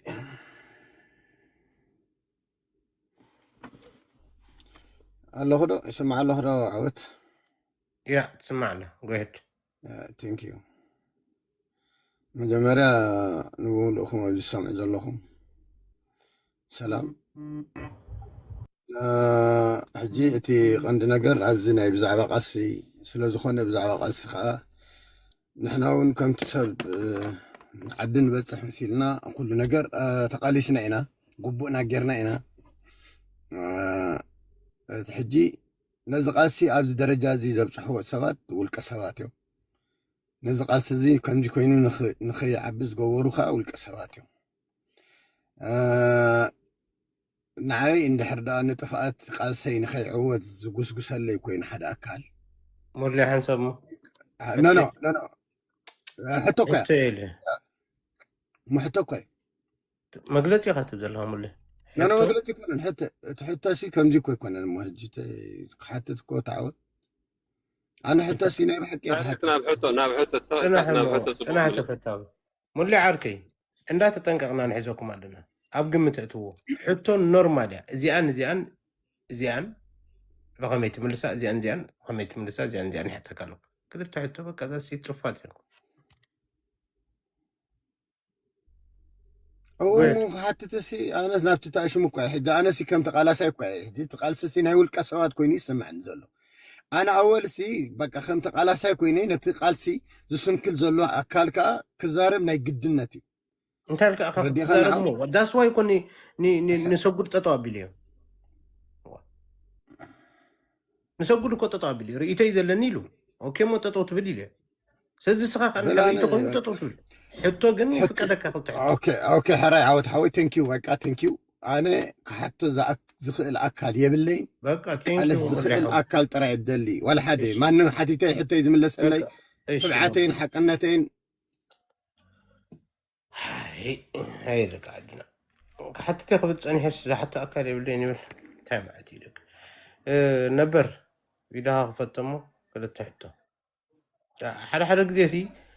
بقى خمن قاقع قيس برنا ندا فرحنا نحزناكم سي ابكم تتورك عبيتي قهد نبر مرحبا سلام تفتاوي كلاتكم كعاديبكم ما تحت زلكم مالتي anyway ناتي كلتحتين حد صرتين ولا حدا انا نصرابيل تمليسون سقم زل انا انت حتى كارلي تفتاوي نيلس بزح غزي كمزي اب جلوبال وكلنا زلو قالت زارو وليخه اندحر جي بخمي من قدي اي تردتن مالتي يل كابيني هاجر مسينا چنفر الله تي مسغلوبال تغبرو كل غزي مالتي امتناي تعمز قبلي يغاغا بزي يقدس اب جلوبال الله يتعمزغي اس قبلي تعمز جلوبال الله تيلكا مالتي قدف بزعبات بدحري زلو نغرا زمص مالتي ناي ال جن بخمي خنا جلوبال كل غزي تصقوا زي حنتيا قاليتي حتناتي كمزي كستا يالو حجي قالت قالست حتى خلو كيداب چنفركا خيد كحتت بمرار حمصا بتي حقاو من قد مالتي يبحال يري بزح غزي تفتاو طرح يكون كان تفلو كلاتنا خومينا نبل ولا انا خومي بيلي مالتي حجي خريه خلخو جن تفتاو خم تكالن بينن تفتاو مسدلا يخرخبالو حجس كمي يقاي مالسي ولا تفتاو انتكالو بولكن تكالو نسي بحقاو من قدي انت حاتيتي نعيتي ماسك كمي تريسها صها ولا حتى توين كحتو تلك هجنا انا مسجن بار ደጋፊ ኮንኩን ግን ዋላ ነቶም ግንባር ክትሓቶም ተኮይንካሲ ዋላ ብትካልካ መንገድታ ትካልታ ተፈታው ትክሾው ብዙሕ ኣበርክቶ ትህብ ግደፍ ዋላ ኣነ ይደግፎ ማለት እዩ ብዝሕጂ ዘሎ ግዜ ቀደም ግደፍ ካልእ ሕተይ ግን ከም ትካል ዋላሲ ብሕጋዊ መንገድን ተኸይድካ ዲኻ ቁኑዕ ዝኸውንስ በቃ ተፈታዊ ትካልዩ ተፈታው ካት ሓደ ከዓ ኣባሊ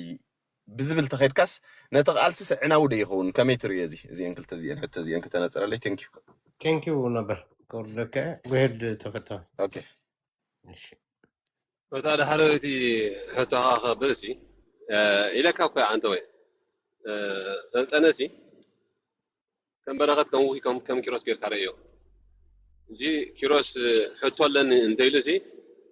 ብኸተማኻ ጌርካ ምፃና ብከምዚ ዲኻ ክትብሎ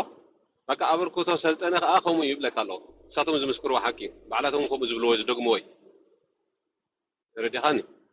እንጂ ትካል ባዓይቡ ነቲ ግንባር ዝሃቦ ኣበርክቶ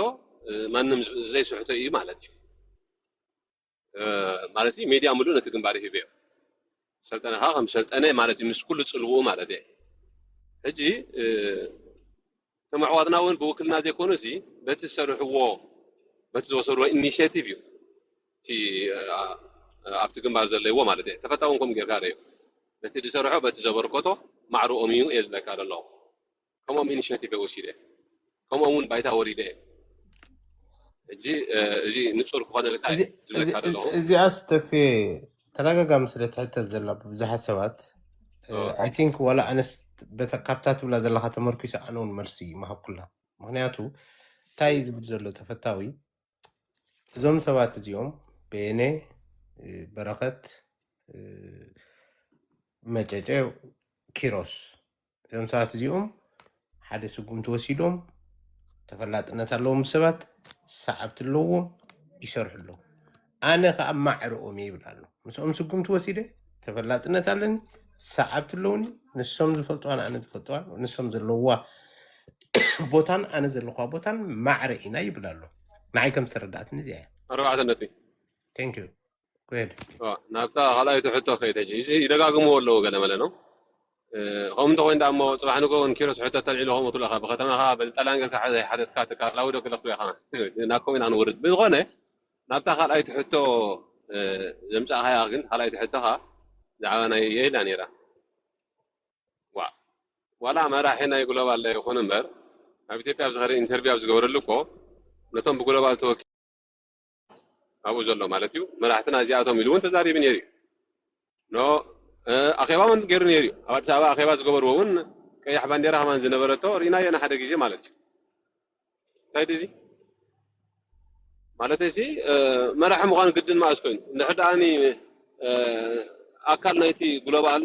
ተባሂሉ ዝኸይድ ዘሎ ኮይኑ ይኸይድ ኣሎ ኮይኑ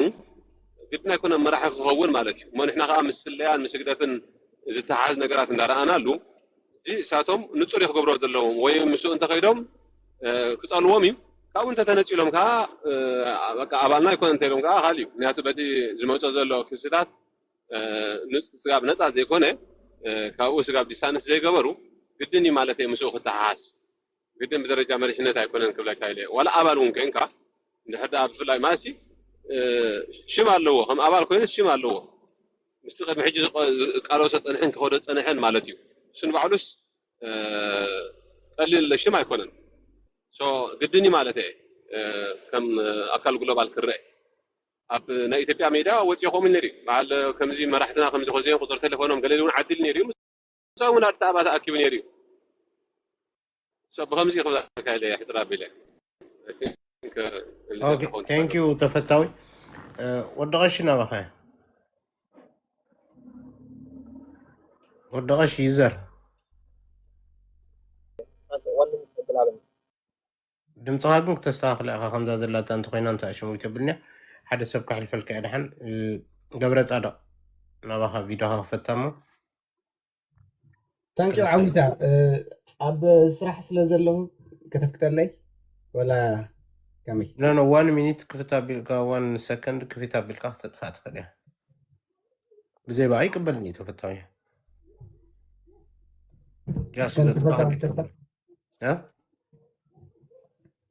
ናይ ስራሕ ኩነታት ገለ ስለ ዝኾነ ተረዲእንቲ ሓሳብ ወሞ ብዘይ በኣ ይቅበልኒ ካብ ስራሕ ምስ መፅእኻ ትሓት እሺ حر والله سب سرح حاجه دي فعلا عاوز دوي لازم እሺ ምክንያቱ ብዘይ ባይቅበልኒ እታ ሕግኻ ክነፍርሳ ይንኽእልና ሶሪ ኦኬ ኤማ ናባኻ እንድሕር ወደቐሽ ዘይመፅዩ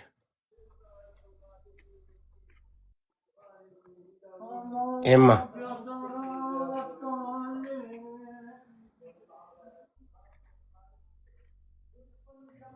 ኤማ ኣለኻ ዲኻ ስማዕላ ዓውታ ያ ጎሄድ ሰላም ሰላም ተፈታዊ ከፊት ያለው ክርእ ተሃልየ ኮይነ ናብ ሕቶይ ከኣቱ ናብ ሕቶ ከኣቱ ትርአ ኣለኻ እሺ ቴንክ ዩ ዓውታ ሰለስተ ሕቶ እየን ዘለዋንን ተፍቂድካለይ ሰለስተ ክሓቶት እዘይኮይና ካተን ክልተ ጥራይ ክሓቶ እየ ማለት እዩ ክልተ ምናልባሽ ተፈታዊ ክልተ ኦኬ ኦኬ እቲ ናብ ትካልካ ይኹን ወይ ከዓ ናባኻ ዝመፀ መግለፂ ካብ ማእኸላይ ሸማግለ ወይ ካብ ቤት ምኽሪ ካበየናይ ከም ዝመፀስ ፈሊጥካ ዲኻ ካብ ማእኸላይ ሽማግለ ዲ ወይስ ካብ ቤት ምኽርን ካብ ማእኸላይ ሽማግለን ሓንቲ እታ ካልኣይቲ ከዓ ንጆን ብላክ ኣብቲ ናይ ሕግን ሕጋውነትን ወይ ኣብቲ ናይ ጠበቃ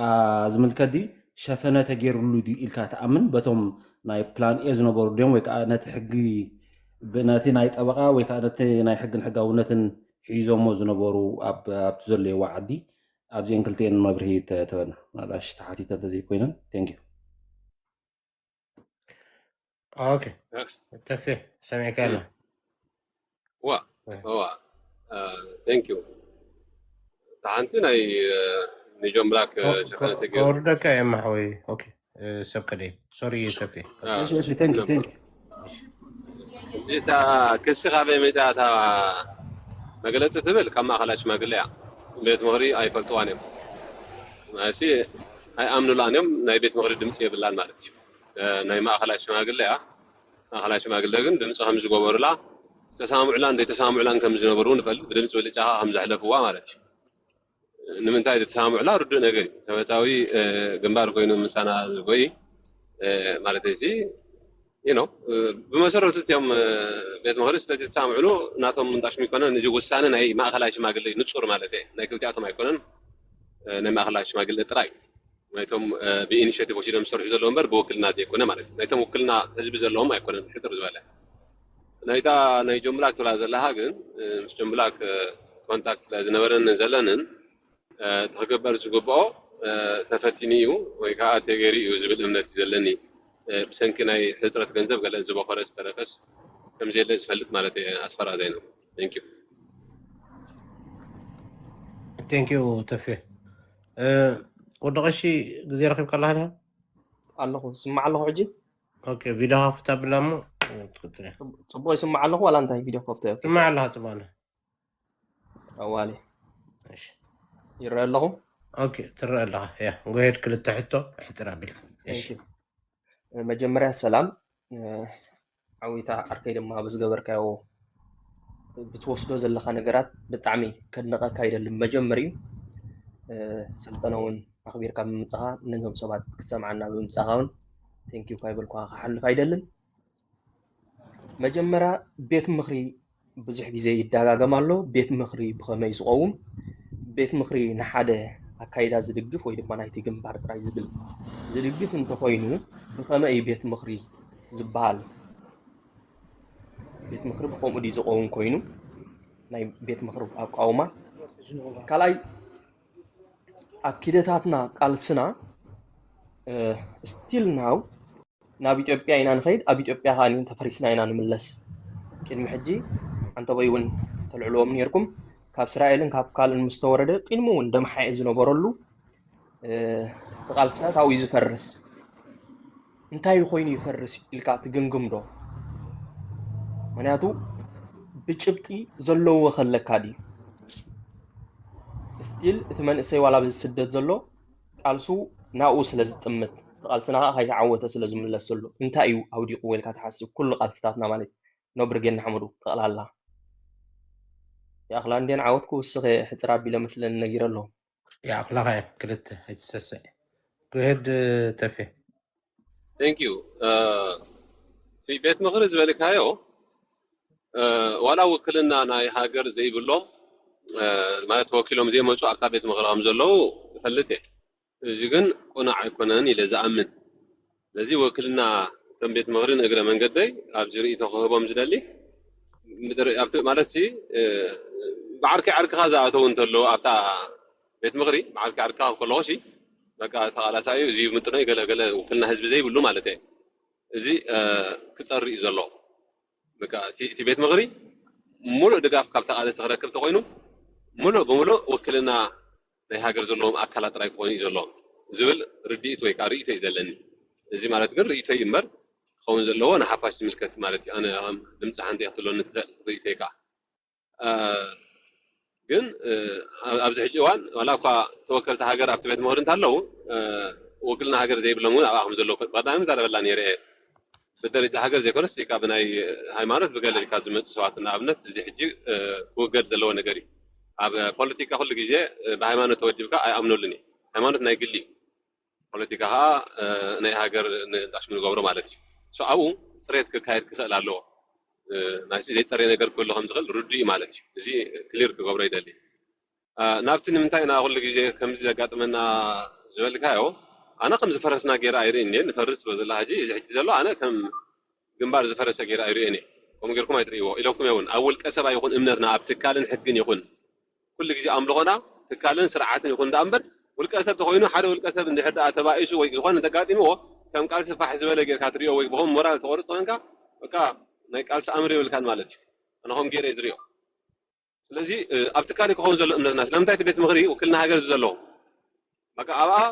زي كون نجر زقبرت له بهاجر السحب أبا جو مسكون وكلنا هاجر علىهم داس بيت مغري يتيك عند غماني عادي سلطان كله زقبا نياتو أشحات سواد يحرق سلوز اللو مالتي يا أقسم مرة لازم لوا نمنتهي نزول كن كل جزء أنا ننتهي بس لقى أو قالتنا معرنا هقدر كم زوج عزو أين رسع ناتو أكل كالسيو هقدر فأمانقونا يلون لأن أمن تونا تقالسي كونان مالتي كل جزء سقاب ليدرشيب كمان واقع هم زغفت هقدر كم فلتك كبانا رحوا قاين غير بعد تعمز قد باشايكو كاب إسرائيل وريدهم لأخوات كوينهم كنا سبات واقع فيلم هم جرش أسمار رينا يجون أسمار نريهم سوات كله خليا سقاب مريكا خوينا مكو أما عسكرات زقلقلو أما جرش أمسك على عكوم بكينا هديمهم أسمرات أتوكو أسمرهم زاتوون فيدر يكم يري مالتي سي هقدر في زلاقهم سلاها سقاب مرحتو خوينهم نقوصو لعلغان هقدر في قلصو وخل يوم أبينا كي زخون النقر كتفرست غقل سرحهم سرحها فلت يوم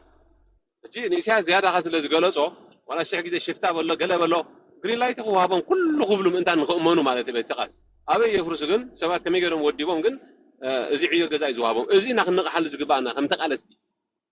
كم تقالستي لكن سيد زعبانا حونا يلو خن حونا تمزجي بيرسونال زبهات اللي أنا يبلي بمسرة أبي تبي أزقات ممزولو بمسرة دوكمنتي أنا زخور زلو همر كلا يكون ولا يلونا زق زمتي زعباتها مش مانكس ترى خبات راي كمان بقى غير لما استاتي يبنا شو أنت سائل هاي دكتور سلام تمسنا خاف اسم تلفوني سألوا تاني سألكوا هج ملزي لنا أبزع عون وانت مالك بحتيرو كل سب وردة قالوا سكوني زقبا ولا هقدفون ملزي كيد معالك أنت غينو تكالي غاخت هنس دلك سيزواي بسبات الزوار زي كونسي بقى تحجز الزوار قالسين احنا هنس دلنا تبكراتنا خا أبزي زخون زلو هذا بقى صلاة سب وينفع سب خون مو أبو خون أملخنا ندحر نسو فريسو بقى يفرسنا مالك كم يكونوا خون زقبا بقى صنع زخون التكال كنا هنس زقبا أنا accountability كهلو يقبا نزين معتاد جن تبعاتي حتى كاي بعد تودد أبرها سلازم حداتي أبو سربيت زبالي زلو جي 15 ونكم من بعلم مالتي قبل زقبر وبس حال كنا بخير تزي صورة مغنيات كن حطي نحن هون أبزي حجي سلازم حتتنا تراي لك رقم زم دقفت قريت بدقفتهم بزحنا بحال كوينا شماشي موابنا كوي أبايتها تزغونك خالو كوي كم زغوني لك شماشي متوهيبك شركت سلازي لومي غاخت هنصو زلكا تي مسرت صنع مسرت أب حق استمركوسي داي تصقمات منتلكا بقى هقدف مسانا خمس قعاس كن امن يزقبانا سقع درجه سلطان كمص خمس غل كم قمت يزقبانا كم يغرنا ورديا قاسنا نخون كم يغرنا صنع زغونه تكال ابتكالنا امن حقنا امن سجن ناي كل تقالاتاي انتاشو ميدي انا قوم غير تحصروتي انتاشو مالتي ازي تيغرفا ما اخرك اسولي قزاتو نسي زياده نمفراس እንደገና ወልቀሰባቱን ማለት ተካልውን ስለዚህ ሃነጽና ይዝብላነ صنع زغونه تكال نخلو كم حدر زغل عدغت ونا زغل تكال كنا هنص علينا يا ولك هذا تفي أبا كلها ختم مال أسكي نخلك حكم سي أبنا يأكل أب حد وقت هذا كاري تنيرة درجة هم مرقت وأنت تكيم كلا قليقة أنا 100% يسامع عليه أبزناتنا درجة هم وقال من تات قل رأيته بنيرة قال مالتي درجة هو تقبلنا ترقي بدي رخوا نقا أنت أشي من قبره بوحد عمر حنا تكمت زغل بوحد 3 عمت زغبري عبد دم تقاومو كخونا له قلت بالسلام تا برقنا حمود زياد يسرحت بفلا جنبار قال زلو مالتي هو زي كواري ها ابزي جنبار حجي زي بزح حلاف زلاف له بفلا ابت ما غلاي شماغله ريغا اتم بهاجرم توكيلهم زمصو انا غبزا هاجري كوكل تخوينه غبزا ستيت زلوا زفولت سبي زوكل تقلاساي مني زي تقلاساي يفولته بفيرتشوال تفولته تقلاساي جن كبيديو مالت بستيتو توكيلو زي مصا بعدو توكيلو زي مصا تقدف سليغو نغاتو عدل زفتري رد الله عدل زفتري this is why زي ما كل مريحنات وكا محدرا وكا زي ديسنتراليزد زامنا له يزد مصنا له بامريكا ازيو نزي علامه زغبري صلاخا سلكو خاي غبرته وينو مسرت كاب كتما خاي كون زلو ازي اكايد انا ما اخراي شماغله جن دارغا بعركي عركها بيفلط فلطكا كيدታት زغده ازي مسرت ناي حزب زي بلو ناي بعلاتهم طراي ابنت غيرون تقيسه بعزي تومي جلز بحال تومي كاميكازا زفلت دحر بايتا قالس زي بلو سب وانا صحف نايتي جنباريم غيرهم زلو عبي كيغا بيج اكس ما حيا سلازغونم طراي سلازلاقهم طراي اما تاسو كن ولا حنت بقى دحر بايتو مصنعتي توصلوا سلازي مرحتو كونو زغلو بقى حيا زغونه مصنعتي نوصلوا مزغبانا انا تقليلا يكون كفرسكا كلمع كان سلازغل مالت زاب ياكل زغبركو اسكم زبلكاو عباي هياو مسكر ويكا ابنت يا وقصالون يزارب لا يدغاغما نمنتان كم ابنت كخون مالتي سو ابز قال زي دحر بايتا يتقالاسا كيز نعخاسيكا بقى خمس تزاريبو كم زغير الكاس كريديت با بالكاس ابز غونه عاب بوتات شكوع تبلوت وحنا غوشعو يفرسكا لو هقدف كون بزح نغرات دامج غبرلكا سو بكرات الله زي جيغا الله بقى بيج اكس انا قبل والله وزي ما سي نايب حتى قالس نو ولا مسكدس درخ كاب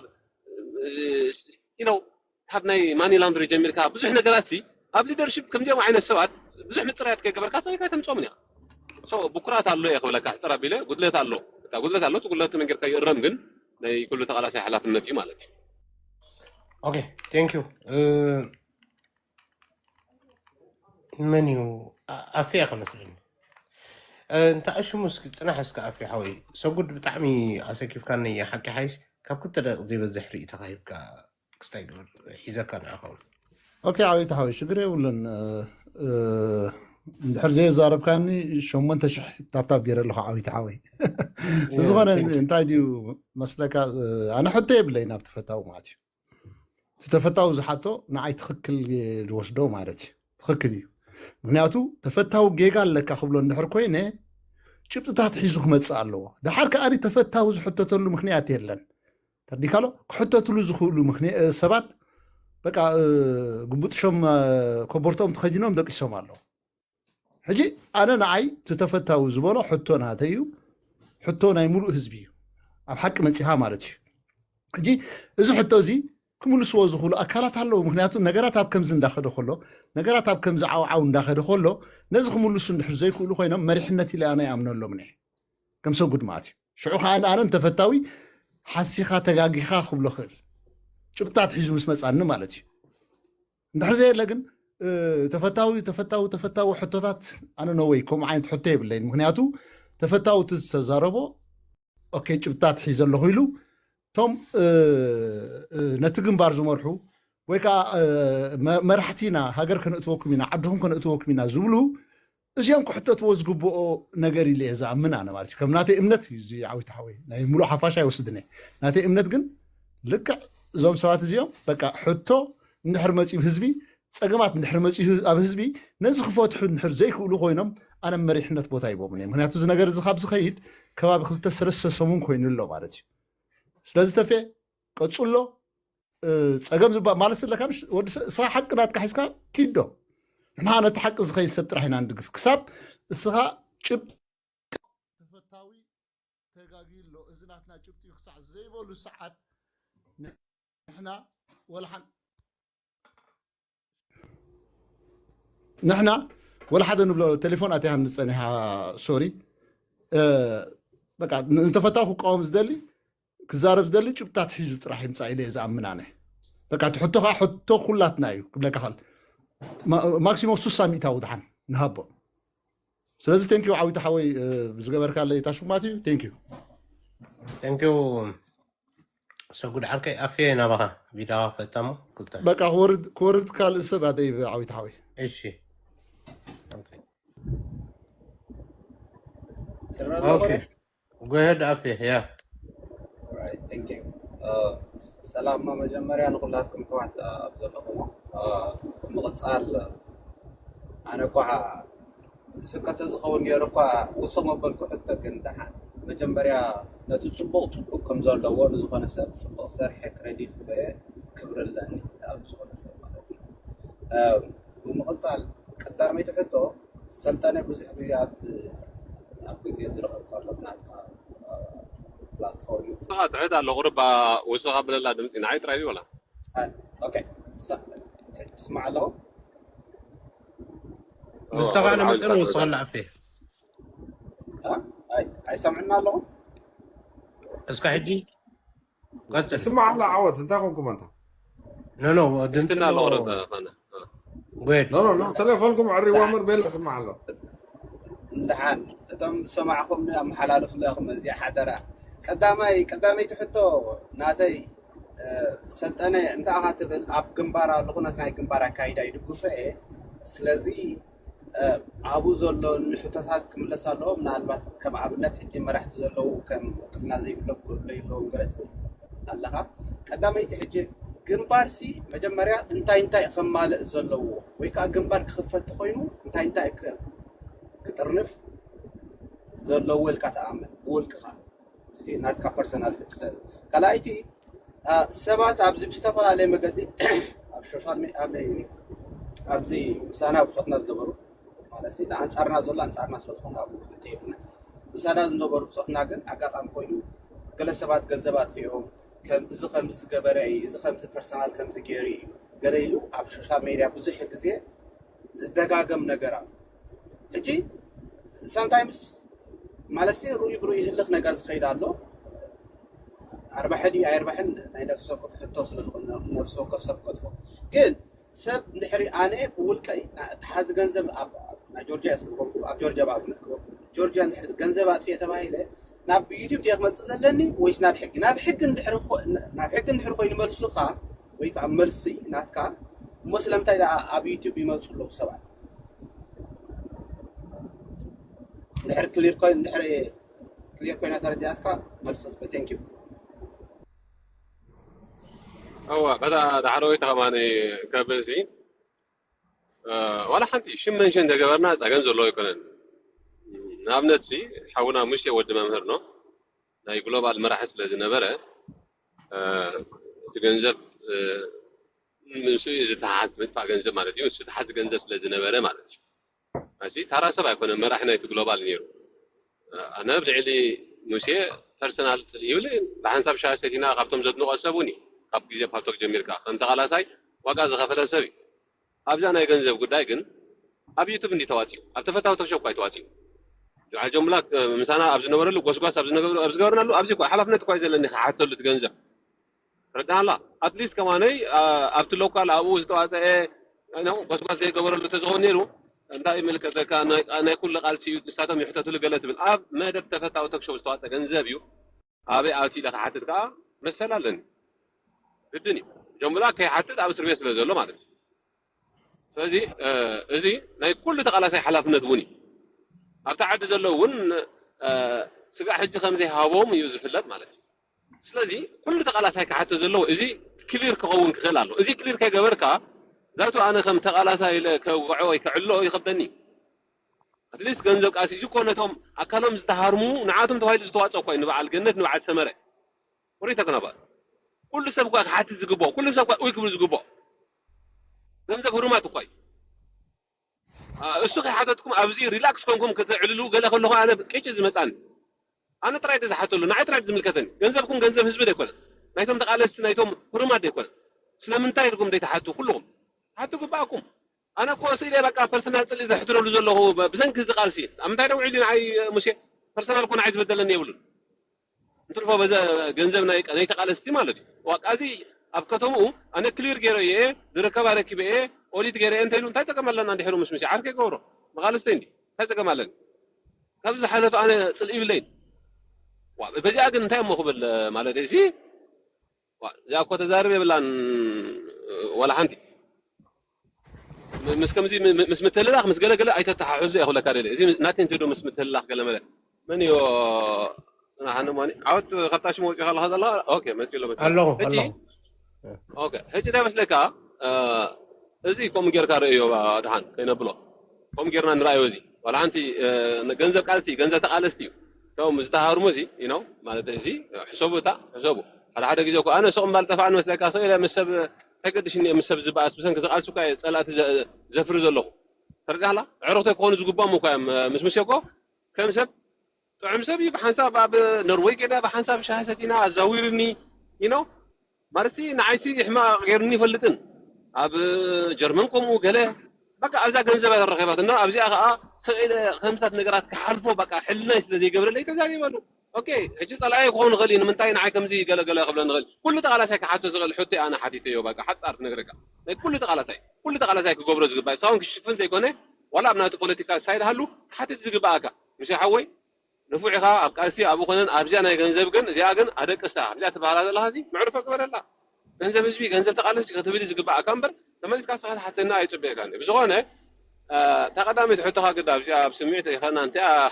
تقدمي تحطها دقيقة باللي أريده حوصريتين يروح حتى يكون ها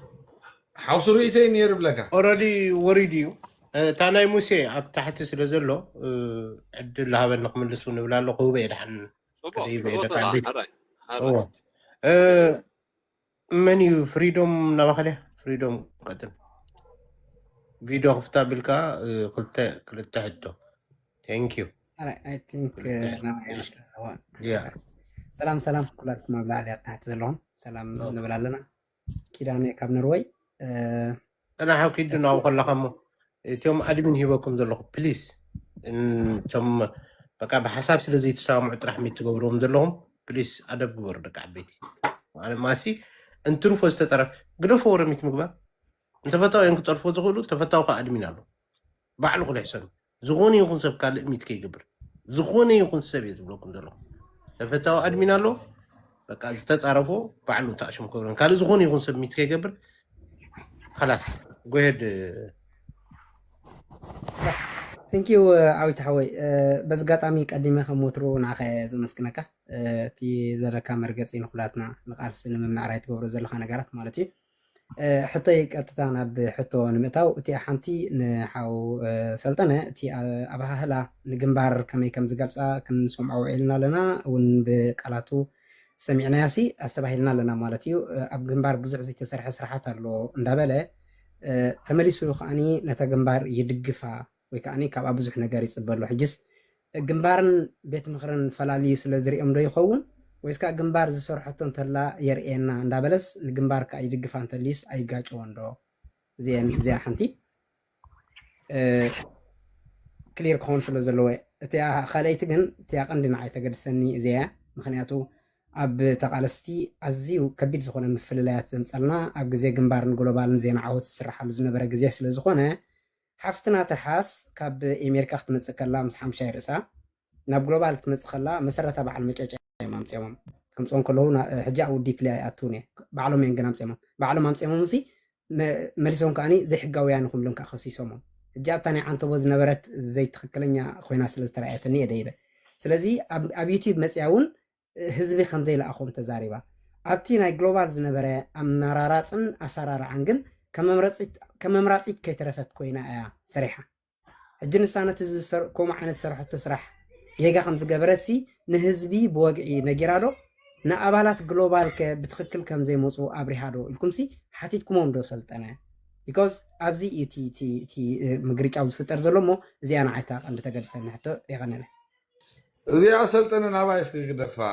አንተ ወይ ወን መምህር ሓይትካ ነይሩ ፅናሕ ፓንዳ ድሕሪ ሰልጠና ወስታይ ትገብራ ትምላሉ تمام لا تحت كون الساقع ومو تقدمت مو يملس اسال زينا برم اقول اب تاشم زينا برم بايت امريكا زينا برم سلطان انا عرق حنسم حنسب انا عرق الله حوي او نبرن كنا بيوتيوب حنسب برزن اكيد انت ولا مسلك انا عرق حجي سلطنه እንድሕር ዘይፈልጣ ኮይኑ እኮ እዚኣ ዋላ ይፈልጣኒ ኢሉ ክሓልፋ ይኽእል እዩ ፀገም ዝበሃል ይብሉ እቲ ሙሉእ ናፅነት ናቱ እንድዩ ድሕሪ ብዚኣ ተወሳኽላት ኒልካ ክትወስኽ ትኽእል ኢኻ ኖ ፕሮብለም ቀጥል ተፍየ ثانك يو وال بزلني ማለት እንታይ መስለካ ኣብቲ ሚድያ እውን ስለ ዝኸይድ ዝነበረት ከይዲ ኩሉ ሰብ እውን ብዛዕባኡ ድሓን ሓበሬታ ኣለዎ ኢለ ዝኣምን ሰሜን ኣሜሪካ ዝሰደድዎም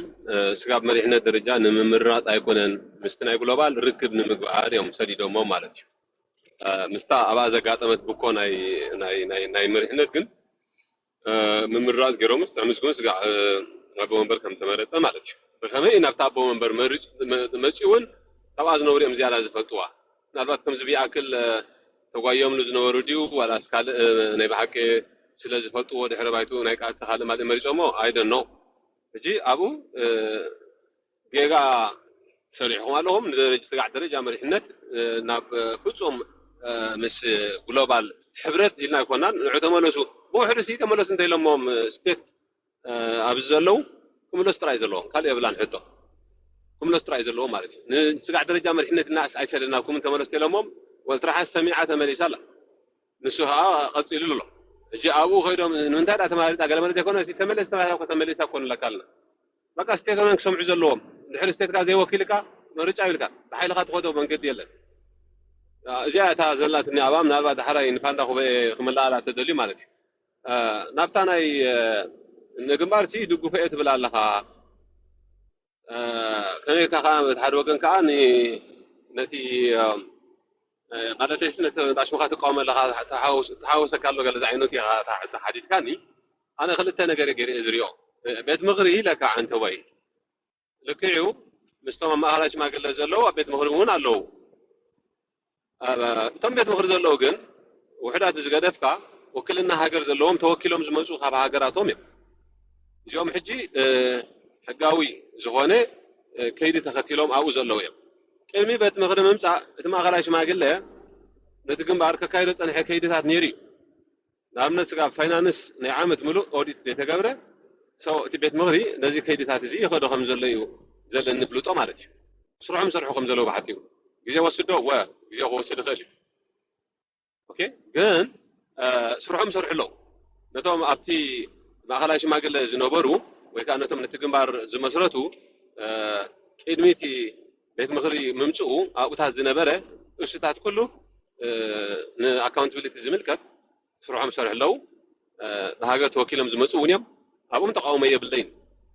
ተቃውሞ ክህልወኒ ዝኽእል ምናልባት ኣብ ማእኸሎም ብሃገር ውክልና ዘይብሎም ዘለዉ እሱ ፎርማሊቲ ብሃገር ተወከለ ክኸውን ኣለዎ ዝብል እምነት እዩ ዘለኒ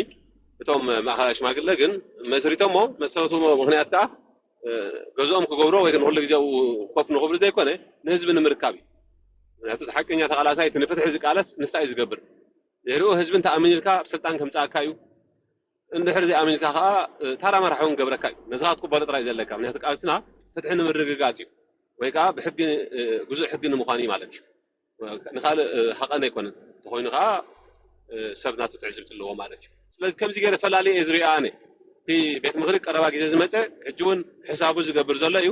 ማእኸላይ ሽማግለ ከዓ ካብቲ መስራቲ ናይቲ ግንባር ኣቐዲሙ ክኸይድ ፀንሐ እዩ ክልተ እዮም ዋላ እኳ እቲ መግለፂ ሕጂ ዘውፅዎ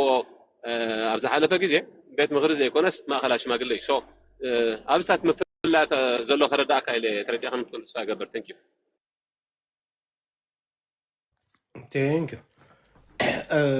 እስኪ ፓንዳ ሕፅር ኣቢልካ መብራህ በለና ክምላለት ትብል ኣለኹ ያ ቴንክዩ ሰላም ንኩልኩም ካብ ታሕትና ኣብ ላዕሊ ዘለኹም እንታይ ነራ መስለካ ዓዊት ኖ ክልተ ሰባት ካብቲ ባይተ እዮም ተመሪፆም እቲ ባይቶ ናይ ኣሜሪካ ማለት እዩ ሕጂ እትዮም ሰለስተ ሰባት ከዓ ካብቲ ክፍሊ ዕማም ናይቲ ባይቶ ዝነበሩ ማለት ብባይቶ ተመሪፆም ኣብ ሓደ ፖዚሽን ዝሰርሑ ዝነበሩ ማለት እዩ 7 ሰባት ነይሮም ኣብኣ ክፍሊ ዕማም እዮም እዚኦም ናይ ክፍሊ ዕማም ተባሂሎም ካብቲ ባይቶ ወፂኦም ኣብ ሓደ ግሩፕ ዝነበሩ ማለት እዩ ሕጂ እዚኦም በዓል ክብሮም ዘለዎ በዓል ጥዑም ምዝጊ ገለመለ ገለ እዮም ሕጂ ولا بدمص بلጫ خبሮም እዩ ተመሪጹ ነይረው ንخبሮም አባሳጪው ካብታ ገዛ ከምስጎ ገይርዎ ባዕሉ ጥዑም ዝግ ማለት ተረዲያዲ እጂ እንታይ ገብሩ ተም ክልተ ሰባት ስለዱልና ስለዝብሎም ነበሩ ቶም ናይ ግሎባል እሞ እንታይ ዳ ንግበር እሞ ክልተ ሰባት ንምረፅ ካብዚ ባይቶ ኢሎም ክልተ ሰባት ይመርፁ ማለት እዩ ቲቲን ካልእ መን ኢኻ ዘይ ሓደ ናይ ቻርለት ድዩ ዋላ ገለ ዝኾነ ወዲ ነይሩ ስሙ ክዝክሮ ይክእልኒ ሕጂ ክልቲኦም ይምረፁ ክልተ ሰባት ሲኒ ኣሜሪካ ይኣኽሉን እዮም ሰለስተ ክውስኽዎም ኣለዉ ይብል እዚኣ ሕጂ መንያ እታ ጉሩብ መንያ ተምፃ ዘላ እታ ጥዑም ዝጊ 7 ሰባት ዝነበርዋ ማለት እዩ ጥዑም ዝጊ ሕጂ ትባይተ ኣይኮነን መሪፅዎ በቃ ሰባት ውሒዶም ስለ ዘሎ ክልተ ሰባት ስለ ዘይኣኽሉ ሰለስተ ሰባት ክንውስኸሎም ኣለና ኢሉ ምስቶም ሰለስተ ሰባት ባዕሉ ኸይዱ ተረዲዓን ሕጂ ምስ ከደ ዝኾነ ኣብዴት ኣይገበርዎም ነቶም ናይ ባይቶ ኣሜሪካ ኣብዴት ከይገበሩ ኪዱ ሕተቱ እንታይ ማለት ሰባት ስለዱልና ስለዝብሉ ዘሎ ግሎባል እቲ ግሎባል ዘሎ ኸይዲ እንታይ ዓይነት ከይዲ ከም ዘሎ ሰባት ክንሰድድ እሞ ክንከታተሎ ሽዑ ኩነታት ርኢና ከዓ ውሳነ ናብቲ ባይቶ ይኸውን ማለት እዩ ሕጂ እዞም ሰባት እዚኦም ምስ ከዱ ነቲ ህዝቢ ሲ ንምረፅ ኣለና ኢለውን ኣይነገርዎን እኮ ዋላ ዝኾነ እንታይ ይስራሕ ኣለውን ኮ ይነገርዎን ግሎባል እንታይ ይስራሕ ኣሎስ ኣይነገርዎን ትኺሎም ከይዶም ናብ ምርጫ እትዮም ናብ ምርጫ ምስ ኣተዉ ቲቲ ነዛ ጉዳይ እዚኣ ትነግሮ ዋ ምርጫ ካይድና ብግሎባል ኣነ ከምዚ ኮይነ ጥዑም ዝግ ከምዚ ሰለስተ ኢናሲ ካብቶም 5 ዝኽድና ሰለስተስ ኣብኡ ተመሪፅና ኢላቶም ዋ መን ኣፍቂድልኩም ዋ ንሕና ክትከታተሉ ወይ እንታይ እዩ ዘሎ ትስራሓት እንታይ እዩ ዘሎ ትኸይዲ ክትርእዩና ሰዲድናኩም እምበር ኣብኡ ከይድኩም ክትምረፁ ሲ ክትምረፁስ መን ኣፍቂድልኩም ዝብል ሕቶ ምስ መፀ ተመለሲ ተባሂላ ትምለሱ ኣለኩም ተባሂሎም ብጠቕላላ ማለት እዩ ቲቲ ካልኣይ ርእሳ ተመሊሳ መሰኒ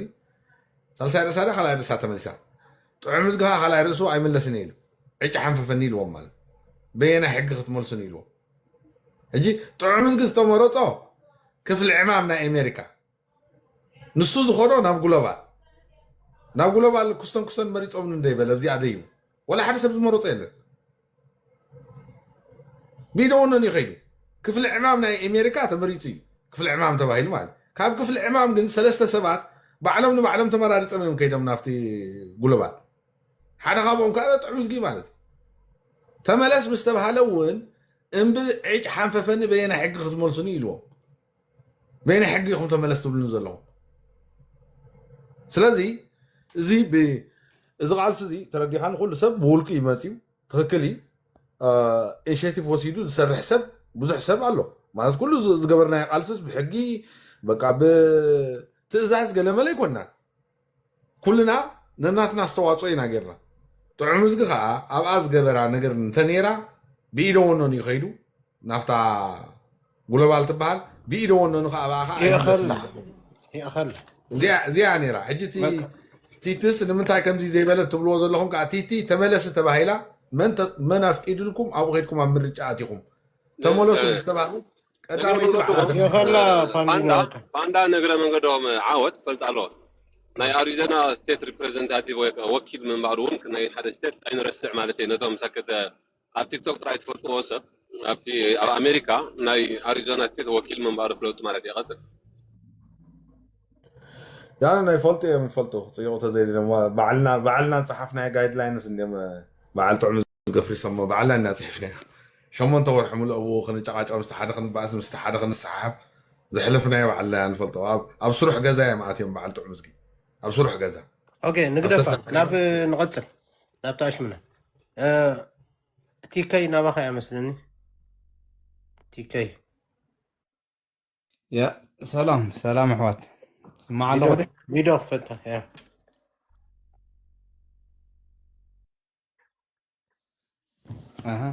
ስማዕ ኣለኹ ቪድዮ ክፈታ ኦኬ እጃው ፊትካ ያ ስማዕ ኣላ ኦኬ ሰላም ዓዊታ ኩልኩም ኣብ ላዕልን ኣብ ታሕትን ዘለኹም ማለት እዩ ተፈታዊ ሰላም ናተይ ሕቶ ቀዳመይቲ ንዩኤልሲ ብዙሕ ግዜ ህግደፍ ኢኻ ትብሎ ማለት እዩ ወላ ብዙሓት ሰባት ከምኡውን ይብልዎ እዮም ናትካ መርትዖ እንታይ እዩ ሓደ ካልአይቲ እዚ ግንባር ተባሂሉ ወሪዱ ዘሎ ዳርጋ ዝተወሰኑ ሰባት ማለት እዩ ኣብቲ ብግስ ክብል ከሎ ቁኑዕ ከም ዘይኮነ ርእይቶ ነይርዎም እዩ ገለገለ ሰባት ከዓ ብግስ ምስ በለን ብዝጀመረ ቁኑዕ ኣይኮነን ዝብሉ ነይሮም ንስኻ ከዓኒ ብውሽጢ ክሳብ ዳርጋ ናብ ዓመት ዝፅጋዕ ግዜ ብዙሕ ፅዒረ ሰማዕ ግን ኣይረኸብኩን ኢልካ ነርካ እሞ ኣብዚ ዝኸትካዮ ከይዲ ንግንባር ኣብ ተልዕለሉ ዝነበርካ ሕቶታት ዝኾነ ሰባት ወይ ኣማኸርቲ ወይ ምሳኻ ንዓኻ ነቲ ናትካ ሓሳባት ዝመስል ዘለዎም ሰባት ምሳኻ ነይሮም ዶብቲ ከይዲ ዝብል ሕቶ ማለት እዩ ታንክ ዩ ያ በታ ድሕረወይቲ ክጅምርሲ ማለትቲ ነቲ ኣይድያ ኮ ይሰማምዑ ድኦም ኢለካ ዝሓቶ ኣነ ዘቕርበሎም ነርኩ ሕቶ ንኣብነት ምስ ኣመራርሓ ግንባር ክልተ ግዜ ብውልቀይ ከም ትካል ተፈታዊ ተክሸው ምሶም ናይ ሰዓት ዝያዳ ዝኸውን ይህን ገይረ ኣብቲ ዘቕረብኩ ሕቶታት ከዓ ንኣካውንታብሊቲ ዝምልከት ንኣሰራርሓ ዝምልከት ማለት ተናቢብና እምበር ተረዳዲእና ኣይኮናን ንኸይ ዘለና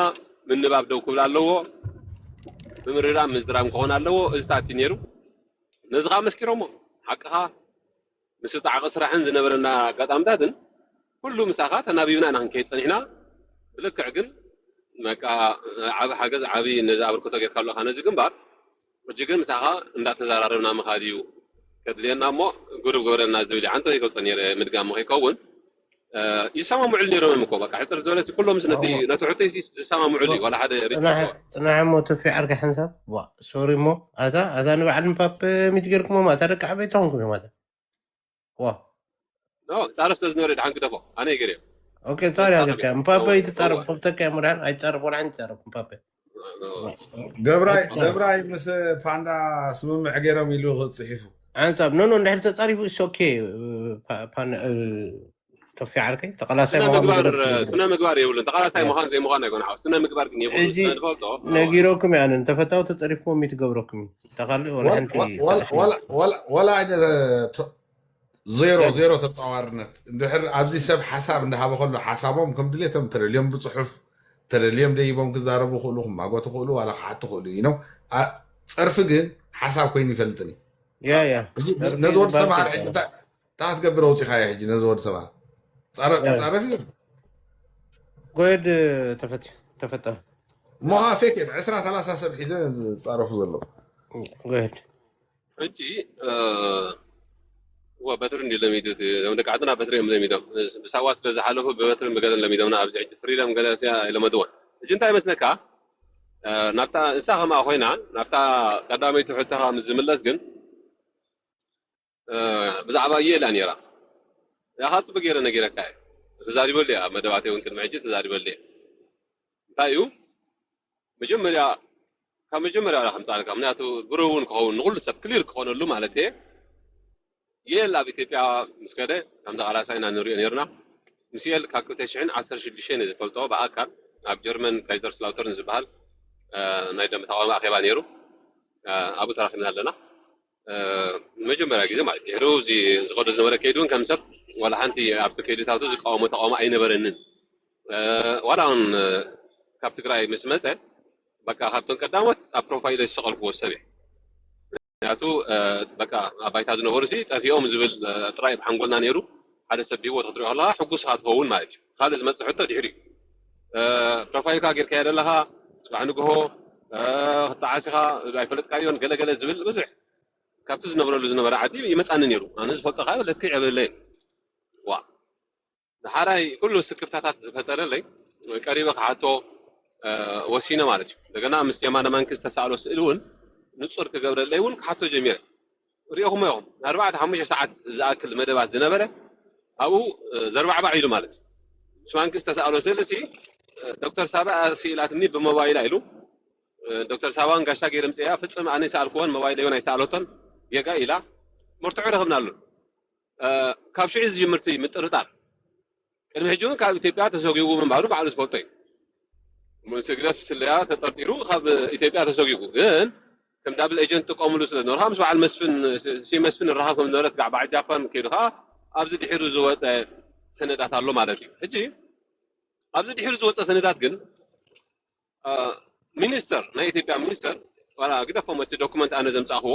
እቲ ጠበቓ ከማን ዝመስኮረ ገለመለ እዞም ኩሎም ናይ ግንባር ኣመራርሓ ይፈልጡ እዮም እቲ ዋዕላ ከይዶም ዝነበሩ ኣብቲ ዋዕላ ረኪቦም ዝነበሩ ወከልቲ ኩሎም ኣይኮኑ ኦፍ ኮርስ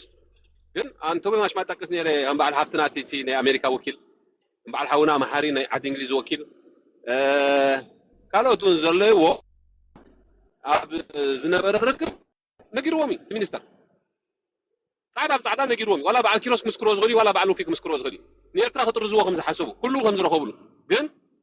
ምስቲ ዝመፀሉ ሃገር ዲፕሎማሲ ባእሲ ከየጋጥመና ናብቲ ዝመፀ ክንሰጎ ወሲና ኢሎም ነጊሮሞም ፀብፃብ ከቕርብሉ ይግባእ ነቲ ደንበ ተቃውሞ ኩሉ ንምንታይ ተፈታዊ ጥራይ ይዳፋዓሉ ይፃላኣሉ ወይ ይበኣሰሉ ኣነ ፐርሰናል ኢሹ ዝበሃል የብለይን ምስ ትዕምዝጉኹን ምስ ኤልሲ ውልቃዊ ዝበሃል ጠል ይብለና ኣብ ምንታይ ውዕሎም እዚ ግን ስናዒ ደገለ ኢሉ ብዝሓለፈ ግዜ እውን መጨጫ ብዘለዓሎ ዘረባ ስጋብ ጠበቓ ቆፂረ ነዚ ነገር ክኾዶ ከይደ እየ ጠበቓ እውን ቆፂረ ፋይል ናምበር ሂበዮ ዶኩመንት እውን ዝሃብኮ ነይረን በን ገይሩ ከዓ ከም ዘሎ ከዓ መስኪሩ ማለት እዩ ዋላ ሓው ትዕምዝጉኹን የል እውን ድሕርቲ ዝገበርኮ መደብ ናይ ጠበቓ ክረኽቡን ፈቲኖም እዮም በቃ ዝነገርክዎም ከዓ ንዕኡ ረኺበዮ ከምዚ ኢሎም ኣለዉ ፅቡቕ ኣነ በዓል ሕጊ ሓዙ ምስ ራኽበኒ ምስ ኮይና ነዚኣ ኣፃድና ክነግሮም ዝስግር ዘሎ ይኮነን ምልሕር ጠራጠሮ ኮይኖም እዚኣ እታ እንዳሽሙ ሕራ ኢሎም ኣለዉ ከመይ ክኸድዎ እዮም ንዕኦም ይምልከት ማለት እዩ ኣነ እቲ ክገብሮ ዘለኒ እየ ዝገብር ማለት እዩ ክገብሮ ዘለኒ እየ ዝገብር ገይረኻ ሕጋዊ ጠበቓ ላይሰንስድ ዝኾነ ጠበቓ ኣምፅየ ኣፃልየ ዝገበርኩ ግን ስፔሻሊ ናይ ዩኤል ሚኒስተር ዝኣክል ነዞም ኣመራርሓ ናይ ግንባር ነጊርዎም ጥዕምዝ እውን ኣነ የወፃእኹን ኢሉ ቅድሚ ሕጂ እውን ምስ ገለገለ ክዓርቁና ዘራኸቡና ኣሕዋት ነይሮም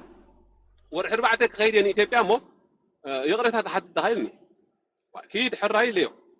ኣይከደን ግን ንዘለኣለም ኣይኮነን ተሰጊጉ ንሓደ ዓመት እዩ ኣስፋር ኣዛይኖ ናይ ጥዕምዝ ግን ማለት እዩ ኤኒታይም ድሕሪ ዓመት ክምለስ ከም ዝኽእል ማለት እዩ ሕጂ ማለት እቲ ወረቐሲ ወላ ሓንቲ ዝሰናዕናዮ ስናዕ የለን ኣብ ፋይል ዝሰረኸበ እዩ ጠበቓ እውን ኣነ ማንም ሰብ እንዶ ጠበቓ ይቁፀር ድሓን ካልእ ብናቱ ገንዘብ ወፃእ ገይሩ እታ ፋይል ናምበር ክንቦሞ ከይዱ ከረጋግፃ ብናትኩም ሳልሳይ ኣካል ይርከበኒ እስኪ ሓደ ሳልሳይ ኣካል ምክንያቱ እቲ ኣነ ምፅአ ዘለኹ ጠበቓ ብኡ ጌርካ ኬስ ክሎዝ ገይሩ ኣለኹ ሕጂ ሳቶም ክማጎትዎ ክኸስዎ ዝኽእሉ ነቲ ጠበቓ እምበር ንዓ ኣይኮነን ኣነ እቲ ክገብሮ ዝግባእኒ ናይ መጨረሻ ብጠበቓ ገይረ ኬስ ክሎዝ ገይሩ ኣለኹ እዚ ጠበቓ ከዓ ላይሰንስ ዘለዎ ቪድዮ ገይሩ መፂኡ ሽሙ ነጊሩ ውድእ ነገር እዩ ድሕሪ እዚ ኣነ ኣብዚ ጉዳይ ኣይኮነን ድሕሪ እዚ ማለት እዩ ሰብ ጉዳይ ምስቲ ጠበቓ ክኸድዎ ክእል እዮም ንምንታይ በዓል ሕጊ ክነስኻ በቃ ከምዚ ኢልካ ኢሎም ከብልዎ ክእል እዮም ግን ክንዲ ኣብ ሚድያ ዝዳፍዑ ዞም ኣሕዋትና በቃ በታ ሕጊ እዮም ክኸድዋን ክሕዝዋን ዝግባእ ኣነ መባእስቶም ኣይኮንኩን ሰውን መባእስቲ ኣይኮኑ በቃ ድሕሪ እዚ ሲ ጌጋ እዩ ስናዕ እዩ ገለ ኢሎም ኣሚኖም ዋ ታነ ጌርያ ዘለኹ ሰም ገብሮ ኣካ ዝግባኦም ክቕድሙኒ እዩ ዝግባኦም ዋላ ቅድሚ ሕጂ እውን ኢለዮም እየ ኖርማሊ ኣብ ጥቓኹም ዘሎ ኤምባሲ ከይድኩም ከምዚ ብዛዕባና ኬዝ ናምበር ከም ዘሎ ኢትዮጵያ ይበሃል ኣሎ ከምዚ የለሲ በቃ ወረቐት ሃቡና እኳ ከፃፍፍዋ እኳ እዩ ዝግባኦም ወዲ ሓውቢ እዚ እኮ ኣብ ሜድያ ዘዛረበና የብሉን በቃ ብሕጊ ገይሮም እዛ ኣነ ጌርያ ዘለኹ ከማ ገይሮም ንዓይ ክገብሩለይ ዝግባእ ኣይገበርዋን ወል ክገብርዎ ስለዘይክእሉ ኢለ ስለዝኣምን እየ እዚኣ ኣይ ቲንክ ኣብዚ ነዊሕ እንተዘይከና ፅቡቕ እዩ ውድእ ነገር እዩ ንዓይሲ እንታይ እሞ ማለት እንታይ መስለካ ሰልጠነ ክረኽቦ ኣይክእልን እዩ ኢሎም ኣሚኖም ክኾኑ ክእል እዮም ስፔሻሊ ናይ ዩኤል ኬስ ማለት ንእንጣሽም ይኮነን ከምዚ ፓብሊክ እንጣሽም ይኮነን ነይሩ ግን ብዝርከብ ረኺብና ኣለና ንሕና ማለት እዩ ንቓልሲ ዝምልከት ስለዝኾነ ዝኸፈል ዋጋ ከፊልና ኣሎ ለና ንዕኡ ንክንረክብ ማለት እየ ኣይኮነን ይብል ኣሎ ግን ሓደ ክፈልጦ ዝግባእኩም ኣብ ፖለቲካ ብዙሕ እዩ ዝካየድ ከም በዓል ዩኤል ዋላ ደብል ኤጀንት እውን ክጥቀምሎም ክእሎም ኢትዮጵያ ንኣብነት ዝዛረብ ዘለኹ which I don't know ከም ደብል ኤጀንት ተጠቂሞም እውን መሳርሒ ክገብሮም ይኽእሉ እዮም እንተዘይኮይኑ ካብ ኢትዮጵያ ከም ዝወፀ ከም ዝተሰጎገ ኢለኩም እየ ሚኒስተር ሙሉእ ንኣባል ኣመራርሓ ግንባር ነጊርዎም 4 ነጥቢ ቴንኪዩ ኣይነገርናን ይበሉ ኣባል ኣመራርሓ ግንባር ያ Please close. Thank you. እዚኣ ሕጂ ንስኻ ኣባል ኣመራርሓ ግንባር እቲ ሚኒስተር ብዓብዩ ከም ዝነገሮም ትዛረባ ኣለኻ ኣይበልናን ሓሲኡ ሰልጠና ክብሉ ይኽእሉ እዮም መሰል ኣለዎም Yeah, exactly. ናይ ጥዕሚ ዝግውን ትዛረባ ኣለኻ ጥዕሚ ዝግውን ኣብ ዝታሕቲ ኣለኻ ከምዛ ናይ ሙሴ ኣነ ከብራሃ እየ ትብል እንተዳ ሃሊኻ መድረክ ክፉት ይንዓኻ እውን ፀገም ዝበሃል የብሉን ከምዛ ናይ ሙሴ ዝበላ ማለት እዩ እንድሕር ከማ ድልያታት ሃሊካ ማለት እዩ ኪም ኢኻ መስለኒ ዘለኻ ኪም ቪድዮኻ ተጠፋንወኒ ድራይቭ ገብረ ኦኬ ኣውሬካ ጥራሕ ትወርድ ማለት እዩ ካልእ እንታይ ሞ እሺ ቪድዮ ክፈቱ በሎም ቪድዮ ክፈቱ በሎም ኮፒራይት ናይ ዘረባ የለን እምበር ኮፒራይት መሓዝናዮን ውፃኢና ግን ኮፒራይት ናይ ዘረባ የለን ሕጂ ብዝኾነ ናብቲ ኣጀንዳ ክንምለስ እሺ ናብቲ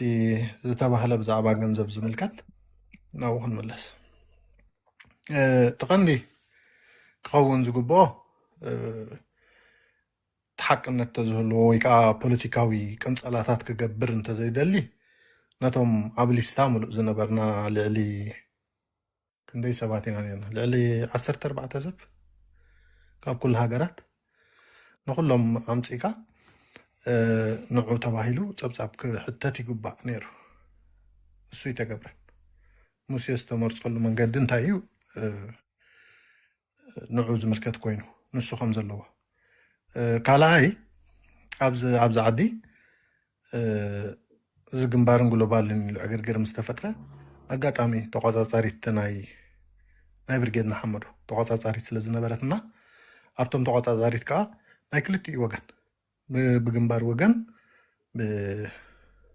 ብግሎባል ወገን ብክልቲኡ ዘለዎ ወርሒ ንቅድሚት ወርሒ ንድሕሪት ናተይ ናይ ባንክ ስታትመንት ሂበም ከፃሪዎ እዚ እንዳሃለዎ ከሎ ሰልጠነ ዝለኣኾም ክስ መስሪተን ይኸዓ መስሪቶም ዘይኮነስ ክስ መስሪተን መጀ ኣይነኣምነኩምን ኢና ንዓኹም ነቶም ኣብኡ ዝነበሩ ወላቶም ብግንባር ብወገን ዝነበሩ ከይተረፈ ኣይነኣምነኩምን ኢና ወላ ሓንቲ ብሕጊ ክንከዶ ኢና ተባሂሉ ኦኬ ብሕጊ ኺድዎ ብክልተ መንገዲ ሕቶ የለን ሓደው ብተቆፃፃሪት ሕተቱ ሓደው ከዓ ብሕጊ ሕተቱ ካልኣይ ብዛዕባ እዚ ንገንዘብ ዝምልከት ጉዳይ ክለዓል ከሎ ፀብፃብ ክንገብር ከለና ብዛዕባ ዘለና ክስታት ብዛዕባ ከፊል እየ ዘለኹ ዕዳ ሕሳብ ክትገብርሎ ይከኣለኩም ንዓይ ምክንያቱ ኣነ እውን ልዕሊ 13,000 ዶላር ከፊለ ኣለኹ ብዚ ስቲል ክሳብ ሕጂ ካብ ኣፍ ደቀይ እንዳሕደኩ ይኸፍሉ ኣለኹ ገንዘብ ረዲጋኒ ነዚ እውን ሓላፍነት ክወስደሉ ዝኽኣለ ዝኾነ ብርጌድ ንሓመዱ የለን ዶኩሜንተይ ብምሉእ ኣረኪበ ክንሰይ ተረዲጋኒ ከምዚ ብፀብፃብ ብፅሑፍ ብገለ ኣይኮነን ባንከይ እንኩ ኢላ ኣረኪበ ተረዲጋኒ ሕጂ ፖለቲካዊ ቅንፀላ እዩ ሶኬ ምክንያቱ ኬትክን ናብቲ መስመር ክትመፁ ወላ ሓንቲ ካብቲ ዝበልናዮ መጀመርታ ዝወፅእ ኣካል ስለዘየለ እቲ መስመር ክትመፁ ሕጂ ስልታዊ ብፃይ ኮይኑ ኣሎ ሰልጠነ ፀገም የብሉ ስትራቴጂካዊ ብፃይ ክትከውን ግን ንእሽቶ ተርፍ ኣሎ ምክንያቱ ኣልዒልናዮ ዝነበርና ሕቶ ኢኻ ትደግም ዘለካ ቅድሚ ዓመትን 5 ወርሕን ዘለዓልናዮ ሕቶ ሎም ምዝራብካ ብኣኻል ሓንሳብ ሙሴ ሕጂ ናብኣ ከይዲ ምኻድካ እንካን ሃባን ክንበሃል ሓንሳብ ፅናዕታ እንካን ሃባን ክንበሃል ምንታን በይንኻ ካብቲ ትንትና ክሓተካ እያ ክትምልስካ ስምዓላ ሰማዕካ ኣሎ እወ ክልተ ነገር ሓደ ናትካ መግበር ናይቶም ካልኦትካ ካልእ እኒዩ እስኻ ኣባል ዘይኮንካስ መራሒ ናይ ግሎባል ኢኻ ነርካ እቲ ገንዘብ ቅድሚ ሕጂ ብበዓል ዓንደ ብርሃን ዘዋፅኣናዮ ሽዑ ብዝግባእ ይሰድዎ ስለ ዘይነበሩ ጆምብራክ ምዞም ናይ ግሎባል ኮይና ንሕና ነዋፅኦ ገንዘብ ንሕና ንቆፃፀሮ ክንገብር መደብ ዘለና ክንጉስጉስ ብዝብል መስመርካ ሕማቕ ኣላ ተፌ መስመርካ ተፈታዊ حجي على نو تقرأت على تي مبلغ سمعي كلني اسكو هيد حجي حجي انت يبلا لهم حجي ما شاء الله مالتي نسخه مراحي مراحنا يقولوا هانيركا تقاطروا زقباكم نسخاتكم يخم منياتو ببعل عند برهان تواطا ገንዘብ كله شعوق حلف سلازي كاله زنبره سلازي بعلنا خنواصو مدد حزلنا بزبلني جنبلاك مسرت وسواس غيرنا شاخا مراح ناي جلوبال نيركا እቲ ገንዘብ ተዋጻ ከዓ ነቶም በዓል ሰመረ ንበዓል ገነት ነቶም ሽዑ ግዳይ ዝኾኑ ንዓቶም ተባሂሉ ይወፅዩ ንዖም ተባሂሉ ዝተዋጸ ገንዘብ ስለምንታይ ስጋዕ 2 ዓመት ዝያዳ ሒስካዮ ጸኒሕካ ንምንታይ ኣብ ሰዓቱ ናብ ዝግባእ ዘይረከብካዮ ምስተሓተትካ ኸ ስለምንታይ ብዝግባእ ጸብጻብ ዘይቀረብካ እቲ ገንዘብ ሲ ንምንታይ ስጋዕ ሕጂኻ ሒስካዮ ጸኒሕካ ነቶም ሰባት ተባሂሉ ተዋጽዩ ምክንያቱ ኣይትሕን ጆምብላክ ስለዝተኣስረ ጆምብላክ ከመሓድሮ ይከኣለን እስኻ ከም ሓደ መራሒ ናይ ግሎባል ግን ስለምንታይ ኢኻ ንስኻ እንድኻ ንኹሉ ክተመሓድሮ ዝግባእካ ኣነ እኮ ሚድያ እየ ሓዘልና ባዕልና ንቆጣፀሮ ባዕልና ክንጉስጉስ ብዝበለኒ ጆምብላክ መሰረት ዳእምበር ነቲ ገንዘብ ኣነ ኮንኩን ዝቆጣፀሮ በቃ ባዕሉ ጆምብላክን ምሳኻ ኮይኖም ዝገበርኩም ወይ ናይ ግሎባል ባዕልካትኩም ዝገበርኩም ወይ ኣብ መጨረሻ ግን ስለምንታይ ንክንደዚ ዓመት ከይረከብካዮ ጸኒሕካ ኣረከብ ኣብ ዝተባሃልኩ ኣለኸ ኣነ ከምኡ ትብለኒ ኣለኻ እምበር ባንክ ስቴትመንት ኢሎምኻ ከም ዘይረከብካዮ ዝፈልጥ ኣረኪበ ግን ትብል ኣለኻ ባዕላቶም ክምልስዎ ብዚኣታ እቶም ናይ ኖርዌይ ፅቡቕ ከምኡ ዝሓይሽ ስለዚ ሲ ምስ ምንታይ ተተሓሕዘ ኣለኻ ኣነ እውን ከምዚ ጋጢምኒ ነይሩ ሞ ንዓኻ ተባሂሉ ግን ኣይተዋፅአን ከምኡ እንተጋጢመካ ናዋፅኣልካ ካልኦት እውን ከማኻ ዘጋጥሞም ክህልው ስለ ዝኽእሉ መደባት ክስራዕ ንሱ ካሊእ እዩ እቲ ገንዘብ እቲ ግን ንመን ተባሂሉ ተዋፅዩ ነቶም ኣብቲ ሽዑ ግዜ ግዳይ ዝኾኑ ኣሕዋትና ማለት እዩ ስለዚ ስለምንታይ ክንዱ ዝኣክል ገንዘብ ስጋዕ ሕጂ ሒዝካዮ ኣለኻ ስለምንታይ ናብ ዋንኡ ክተብፅሖ ዘይከኣልካ ስለምንታይ ብዘይግቡእ መሪሕነት ገዲፍካዮ ኣብ መሪሕነት ነርካ በቃ ኣነ ተጸሊእኒ ኣሎ ወላ ሓይመ ኣለኹ ኢልካ ካብ መሪሕነት እውን እንዳሽሙ ጌርካ ማለት ኣይረከብካ ንዝግባእ ድሕሪ እውን በዓል ጥዕሚ ዝግዕ ዕድል ረኺቦም ካብ ኣሜሪካ ውክልና ከይድ ዘይብሎም ኣትዮም እሱ ካብ ሽዑ ዝጅምርቲ ኣብቲ ናይ ግሎባል ብልሽት ማለት እሞ ኣብዚ እንታይ ርእዩ ተለካ ወይ እንታይ ይመልስለካ ግን እታ ርእስቲ ክጠውልና ይርድእኩም ኣሎ ድዩ ኣጋጣሚ ናይ ኖርዌይ እውን መፂሉ እዚኣ ካልእ ግዜ ከማን መደብ ተንሕዘላ ኣነ ደስ ብለኒ ንሕር ኮይኑ ከምኡ ሓይሽ ምክንያቱ ክትነውሓና